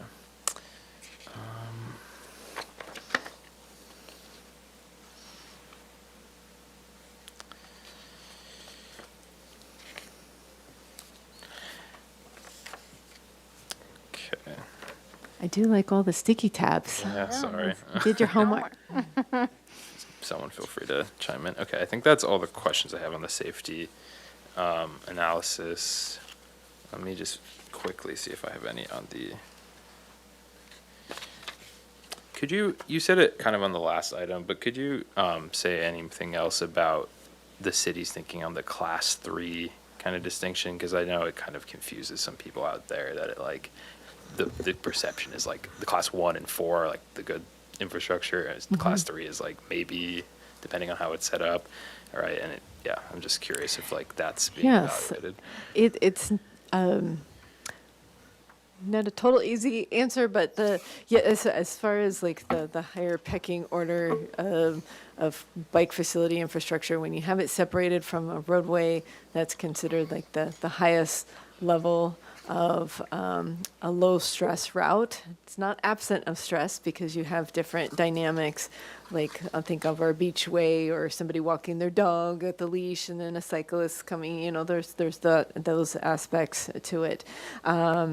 And then you have the on-street, the painted lanes, and then you have like the cycle for, it's like there's different treatments for that too. You have kind of the flex posts that you see on CODA, and then we have others in design that that would be more of a concrete, not the full like 5 feet separation, but maybe 2 or 3 feet for that. So a class 3, again, it represents most of our roadway where you don't have any bike facility. And so it's kind of we don't like to use the term, and I think at the state level too, is from the Active Transportation Fund, is they're starting to not want to fund any class 3s because it's just, there isn't any change to the roadway. It's just the roadway as it is. But I did make the distinction that like a bike-friendly street, if you have engineering solutions to really ensure the roadway volumes are low, then I think that is a higher level facility than your standard class 3. But from the city's perspective, like the map of like the bike inventory where it shows class 3, like we're not putting that on everything. We're just putting on the ones that we like this from the city's perspective. Yes. It's like a preferred route. Right. And some of the other ones that have been like Wentworth Street, that's in the Lower West neighborhood, that was one of our first sort of treatments for a higher level class 3. But if you were to map them all, then it would be just the entire, it would look like we have an amazing amount of bike facilities when it's really absent of them. Gotcha. I got 2 Cliff Drive questions. One is I was just surprised to see that the Las Positas Cliff roundabout looked like the collision data actually like went up there, which is really surprising to me. I'm just curious if you have any comments on that, and also just generally if you have any updates on the Cliff Drive project. A lot of, actually, the very first collision, I think that with the roundabout, it was a DUI just to drive. Didn't realize you have to go around. It was a drive through the roundabout. I saw one of those. So a lot of them are DUI related, and then a secondary one would be speed related and not and then I think some of those, if you were to dive more into the data, DUI and speeding is also closely correlated as well. Okay.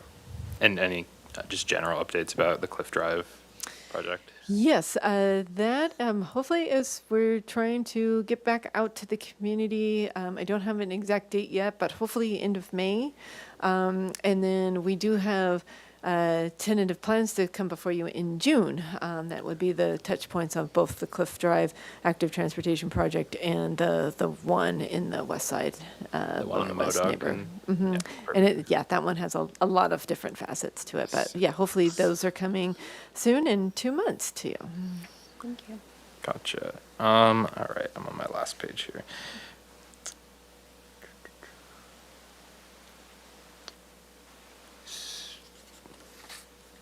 I think I can skip this.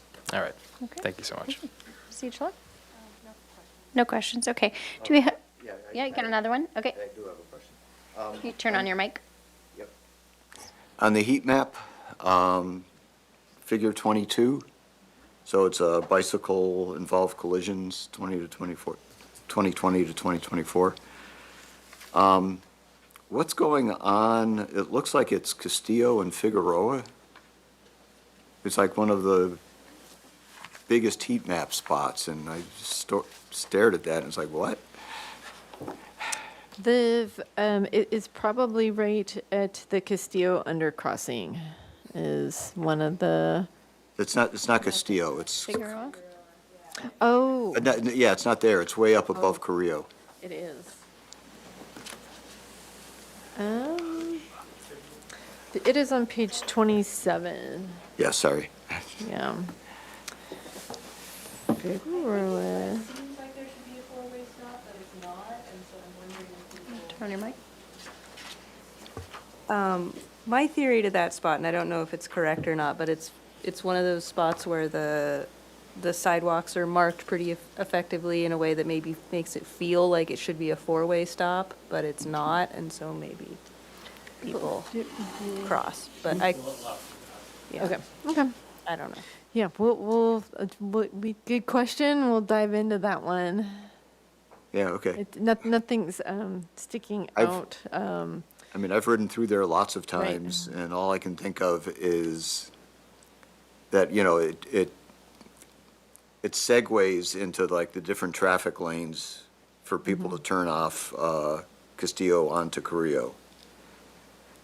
But it's the block, looks like it's the block before that, Right. so, Okay. anyway. Okay, great. No other questions? Any public comment? We have Randy Wilson for in-person public comment, no online speakers, and then the electronic public comment for Strongtown Santa Barbara. Great, thank you.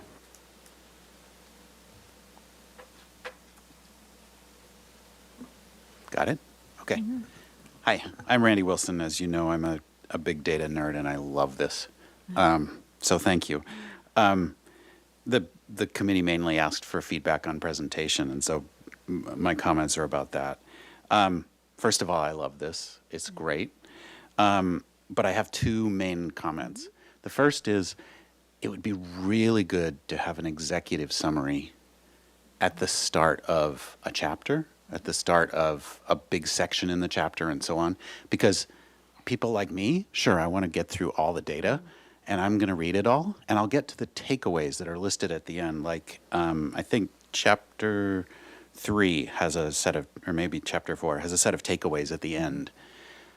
Pull those to the front, because most people just want a summary of what's in there, and then they can dive into the data if they don't trust you or they're wondering why is this blah, blah, blah, right?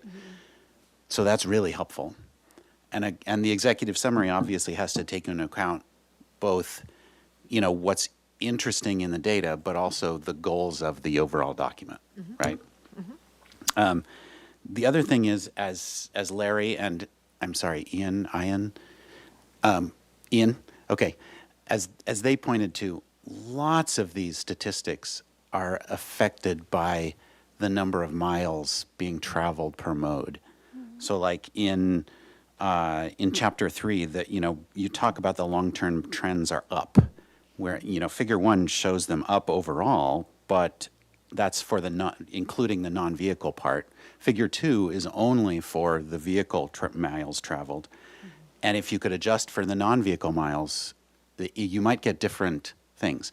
The raw numbers are really useful when you're just trying to look at which places will have the biggest impact in reducing numbers of incidents, for example. But this is going to be used for lots of other things as well. So like if someone is trying to decide, we're wanting people to get on bikes and walk and everything more. And if we're being successful in that, which you talk about in chapter 4, which by the way I love adding to the required things because it helps to demonstrate the value of what we're trying to do here, right? Where we put in engineering changes, we have a reduction in stuff.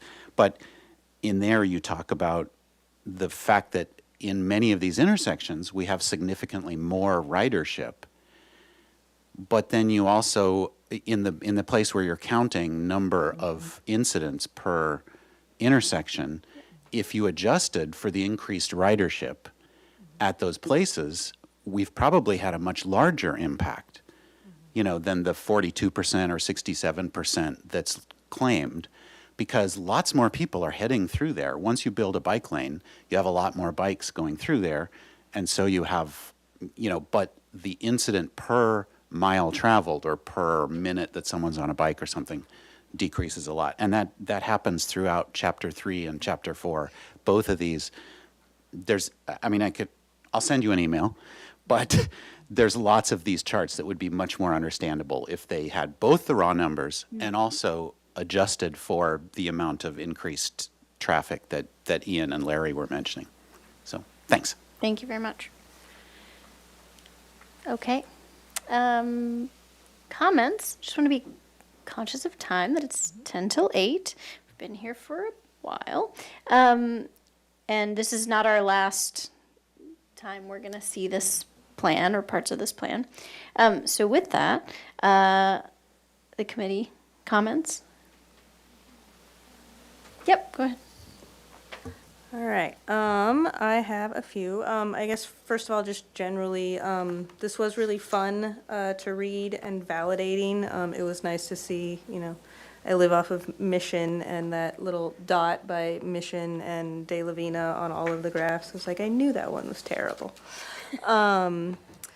I think starting with the safety analysis one, I kind of just indicated my comments by page, really focusing on the clarity, I think, question. I think page 7, kind of the long-term, the overall kind of trends. I think just as soon as I looked at this, I was already wondering about, it says vehicle only and bike involved, pedestrian involved, motorcycle. I instantly wanted to know, are the bike involved, pedestrian involved, motorcycle, are those also including cars, since it doesn't say bicycle only? And I think this is a case where that executive summary would have helped, because I think you get to all of those later on, but I just wanted to know that as a summary thing. Page 8 is, you have that vehicle miles traveled, and I think that was really helpful to show that it's not just that there's more cars on the road or more traffic, it is that incidents are going up. But I think this is similarly, this would have also been really helpful to show the bike miles going up or bike miles changing or pedestrians changing. So yeah, I think we just really need something showing bike use versus just incidents, because it is hard to compare without it. Page 10, there's 2 charts, and I think it kind of clicked for me tonight, but when I was looking at it earlier, I just really struggled to figure out what the difference of these 2 was. And I think I get it now, but it just took me a bit. That one of them is looking at collisions, by travel mode, and one is the proportion of incidents of that travel mode those 2 just, I had a hard time figuring that out. We struggled with this one too, just internally, that we had a totally different graphic and we thought we landed on a better one, but it's good to know that that's, we need to add a little bit more narrative to explain that. Yeah, and I think another sentence of narrative, or just saying something like the proportion of collisions by each mode, or I had trouble figuring out what the denominator yeah. was on figure 5. It didn't rank the title, Yeah. but I had to read it way too many times. I don't know why. Yeah. Page 13, I guess both of these tables say, for example, auto right-of-way violation says making a maneuver without respecting the right-of-way of another driver. I was curious, it felt like that maybe should be the right-of-way of another driver, cyclist, or pedestrian. Because you do say kind of on the last row of that table, it says driving or bicycling while under the influence, which makes me think this whole box is about the reasons across modes. It's not just what drivers, but most of these just refer to, for example, driving at an unsafe speed. It doesn't say driving, cycling, or I don't know how often people walk at an unsafe speed, but Yeah. I think maybe if that is all modes, then I think it should say driving or cycling at an unsafe speed, and similarly across the table. Page 14, you mentioned this, that, yeah, other is 21% and 94% of other is bicycle involved. It just, I don't know if there's a way, and I mean, you know what's included in that other. It just seems like is there some way to like describe it other than other, given that it's so heavily cycling? Let's see, I think that is most of what I had for that one. Going to the approaches to safety. I think again on 8, I think as this is sort of a document in preparing for grant writing, I understand, you know, the use of terms, but I think this is also a really helpful public accessible document, and so I think the, yeah, class 1, 2, 3, 4 just needs more of an explanation of what those are.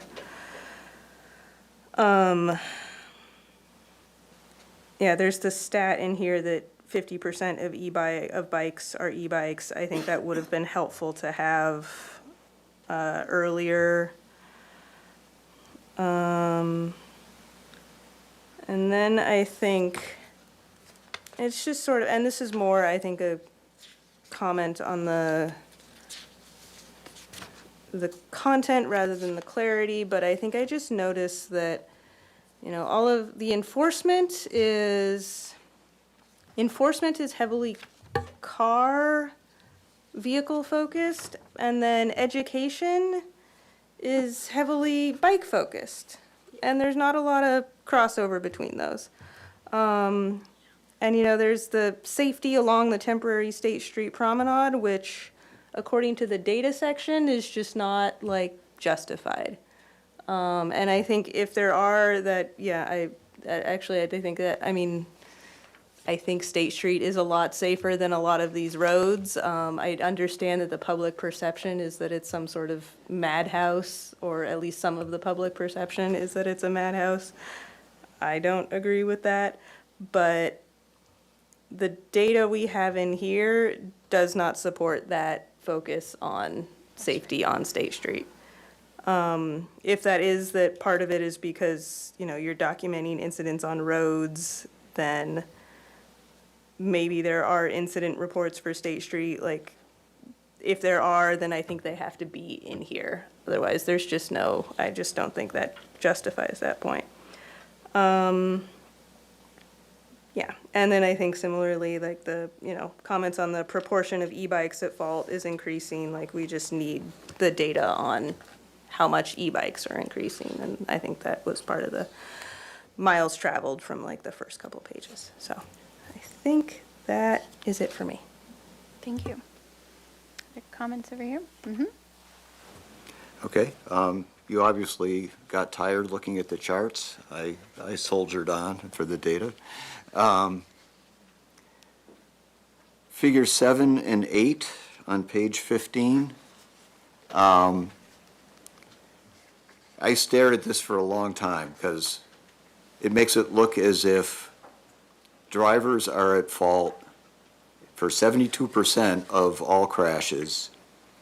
But then when you go to the more severe ones, they're only responsible for half. So, you know, wait a minute, what's going on here? And some of that is that the fault not determined share of the pie gets a little bigger, but it's only a little bit of it. And I thought about it for a while, and then I realized, and I don't know, there's a policeman here, maybe you can comment. It's like, you lost your witness, right? You had a driver, you had a cyclist or a pedestrian. The pedestrian or cyclist is severely injured or dead. You're probably not going to get a good statement from them as to what happened. So I would say figure 8 should probably get tossed out, because or don't show it after 7, because it gets you thinking that the more severe the injury, the more it was the fault of the cyclist or the pedestrian, which I don't think is what you want to say. Does that make sense? I know it's weird. Like I said, I was going to get all Nathan Fielder on you.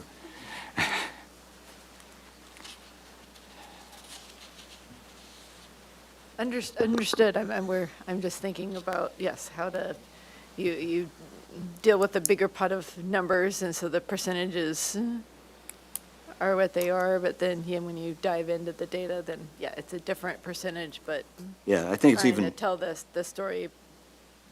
yeah, I think it's even more likely that you're going to have a situation where the motorist is at fault, but the cyclist can't say anything, and so the motorist gives a story. And I am speculating, but how did that 72 turn into 51?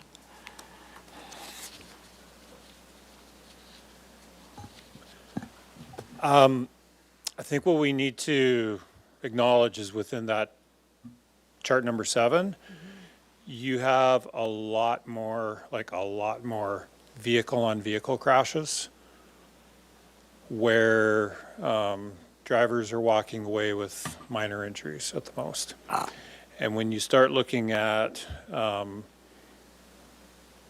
so obviously when it's vehicle-on-vehicle, somebody's at fault, and it's a driver.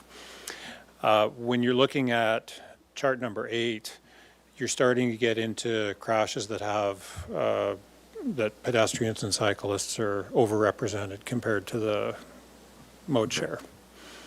So I think that's why in those ones you're probably seeing the proportion. I think if we were to look at the proportion of crashes involving compared to number 8, it might be a little bit more comparable. Okay, If that makes sense. it does. Okay, thanks. Okay.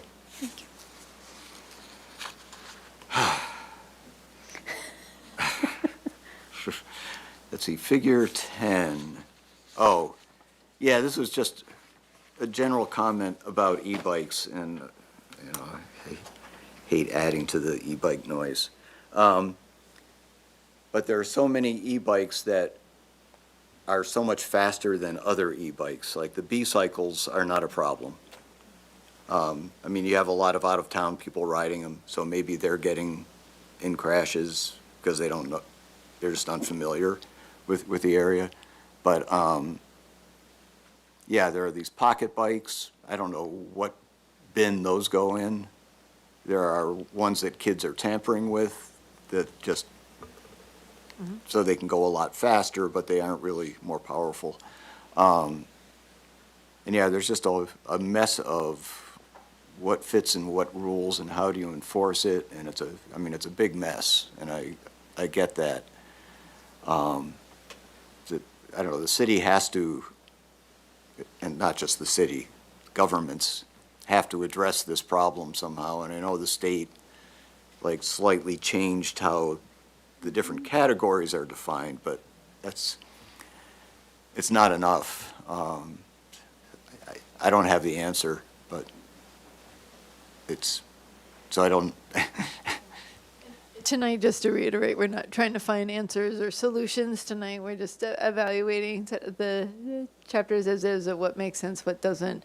But that it is an ongoing topic, and I would safe to say that we would be evaluating that a little bit more. But there's lots of things. Yeah, good point. We're not implementing this plan yet. We're just sort of giving feedback on these. Yep. And looking at that heat map again, so first thing is I noticed that 3 of the worst places are places that you have just worked on or are working on. So that's good. So wonderful. I'm going to dig into that Mission de la Vina thing. Please do something about that. You have a very nice bike lane going down De La Vina, and then it disappears. And you get into that commercial area there where there's, you might want to do business there. There's no way to bicycle out of there. You either have to go on the sidewalk or you walk. And, you've said that even De La Vina is too heavy traffic to knock down to one lane after that. I talked to you offline at one point, so it's just an informal talk. And Committee Member Smith, again,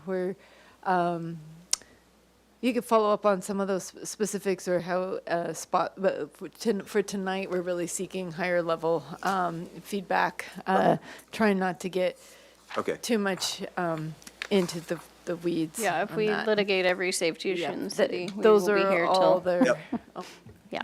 conversations. Sorry. And then on page 30 of the other document, this is just a very small technical thing. You have the sentence, because of this, federal and state grants are only awarded to projects in qualifying underserved areas.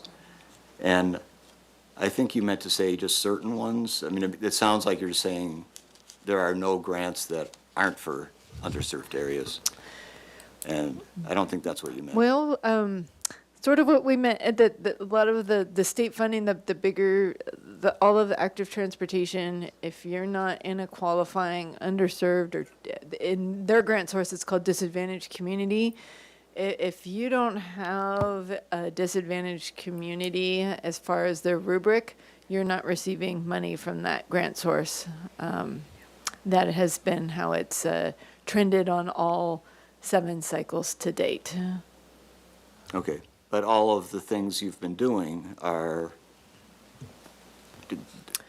They're They're all they're getting touching, funded. anything that's received an active transportation program grant has met some of the rubrics for underserved communities. And again, there's a lot of different definitions under Okay. that. But like one of our rubrics, for example, could be in a school district that a certain percentage of students receive free and reduced lunches.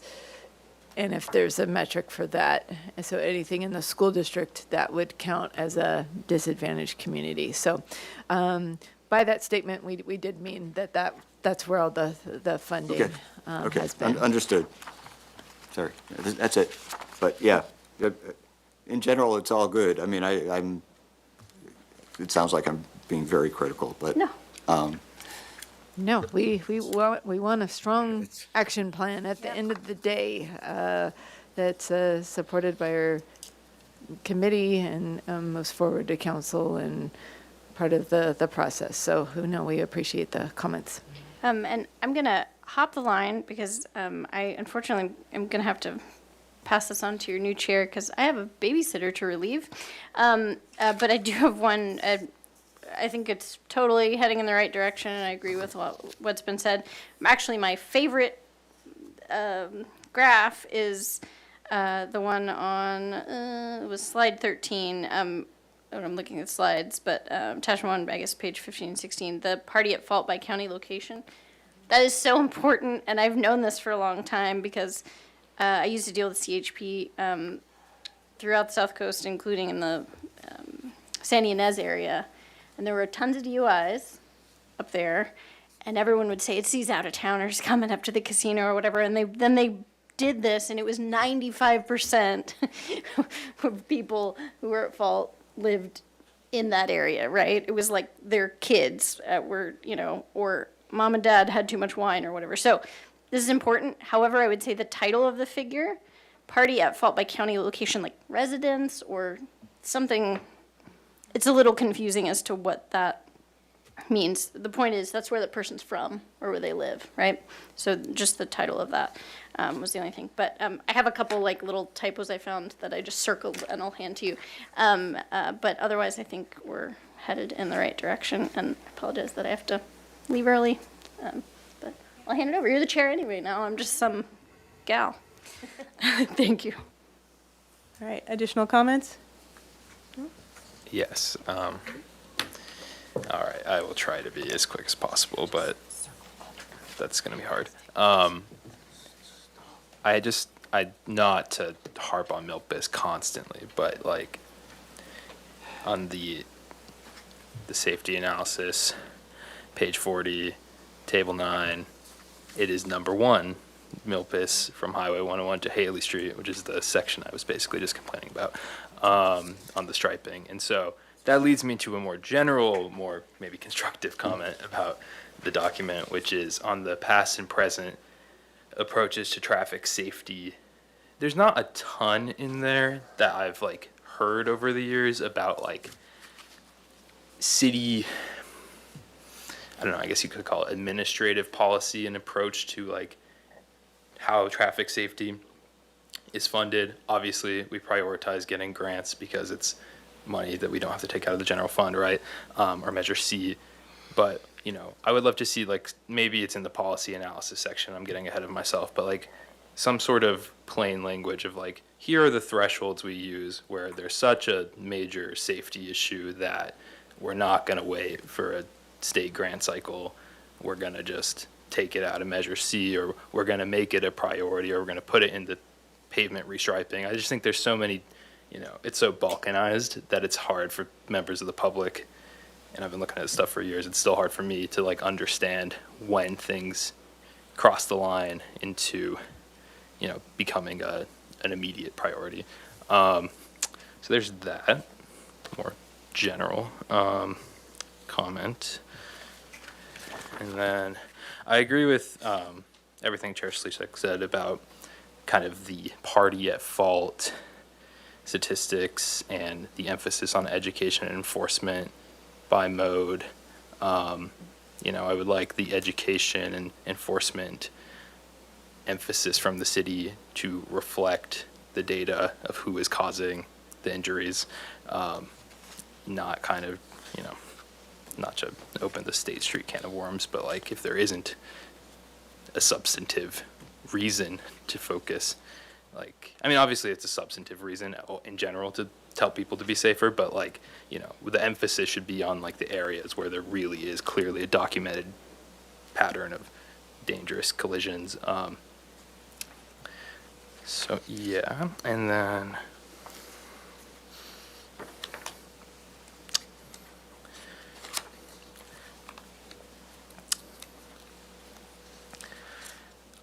table or figure 19, page 25, that big shoot up on severe injuries between 23 and 24, or 22 and 24. Would love some narrative analysis on that one here that explains that, because I think that's going to jump out to a lot of people. You might not have a good understanding of what it is yet. That's figure 19. Is that the?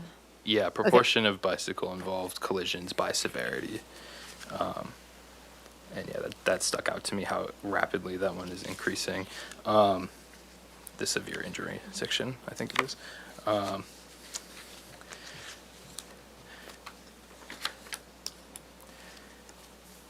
I made a comment to you during the break that I think a direct comparison of like the original Vision Zero heat maps and these heat maps and an overlay, and maybe even overlay of where the projects have been, kind of like how the tables are, but in a map form, could be really helpful. I'll just make a very general comment about, like, it probably is policy analysis, so stop me if it is, but, you know, we come up a lot of the time with just like, you know, you look at the heat map, sorry, I have way too many papers here, the heat map that's in the back of the data analysis, and it's like almost all of the big bright red areas are freeway exits, all right, or higher capacity stretches. And so, you know, we're gonna, I think, some sort of narrative about, like I said before, when the threshold gets met, that yes, this is a business corridor, this is a high capacity travel corridor, it's also a high injury network. You know, you gotta kind of, it's a trade-off, right? But some explanation of how the city has historically evaluated those trade-offs and how it might change that would be helpful. And then I will try to stop talking in a second here.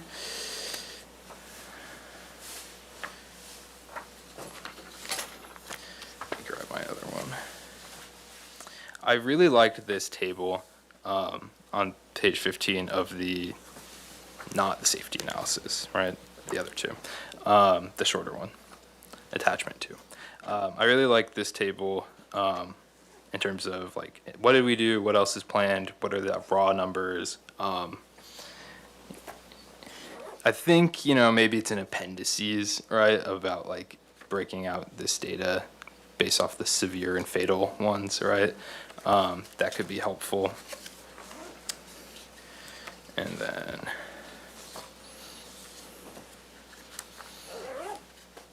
I really liked this. I've never seen this kind of map of these growth management plan areas. It kind of reflects something I've always thought about like the gridded part of Santa Barbara versus the suburban sprawl part of Santa Barbara, some of which is just because of topography, some of which is historic timing based off when the grid was laid out and when cars showed up. This is kind of maybe a bit out there, but I think it could be helpful for some of this to break it down by council district, since this will eventually reach them, and just be very explicit, and like this is like, that's the people that people vote for in this town, and like here in, District 1, it's Milpas, that's your priority or high priority thing to address. District 2, it's Cliff Drive, etc. That's just something to think about. And I'm sure I'm forgetting something. I think the DUI one's interesting. I won't go into it too much, but it's like there's always the question of like, because it overlays so much with where the other collisions are happening, but also where the traffic is and where the businesses are, it's hard to parse kind of cause and effect there. I think some sort of commentary, it's probably also policy analysis, but some sort of commentary about like how the city thinks about that in terms of like everything from transit accessibility to those areas to parking requirements at bars. Like these are all contributing factors into what the choices that people make in terms of if they choose to drive back from after having drinks. I think I'll just stop there. I think you have plenty. Thank you. All right, thank you. Any additional comments? Anyone else in the committee? No? All right, do you need a motion on this, or? No, tonight was just to receive the feedback. I know I'm trying to think of how we summarize in the meeting minutes. We'll probably have the, obviously comments were received, but we'll work on trying to narrate this because, again, we do plan to go to the Neighborhood Advisory Council and the Police and Fire Commission, but I would like to, hopefully from these, we took notes, but and to kind of have a summary for them as a reference too, so they can, again, it's a collective conversation on this material. So I think that's probably, we'll have kind of appendices to our meeting minutes to, go in a little bit more, detail on these, because these are all great comments. So we appreciate and thank you for, so what happens when we cancel one meeting and they tend to run a little bit longer, but I appreciate and for everybody else in the audience sticking around to go through this, because really these are very critical chapters as part of the plan, and we want to make sure we get it right. So thank you. All right, well, hey, thank you everyone for coming tonight. Do we need a motion to adjourn, or do I just call it? Yeah, motion. Yeah, I would do a motion to All adjourn. right, do we have a motion to adjourn at 8:17? Yes, motion to adjourn. All right, and a second? I second. All in favor? All right, we're adjourned.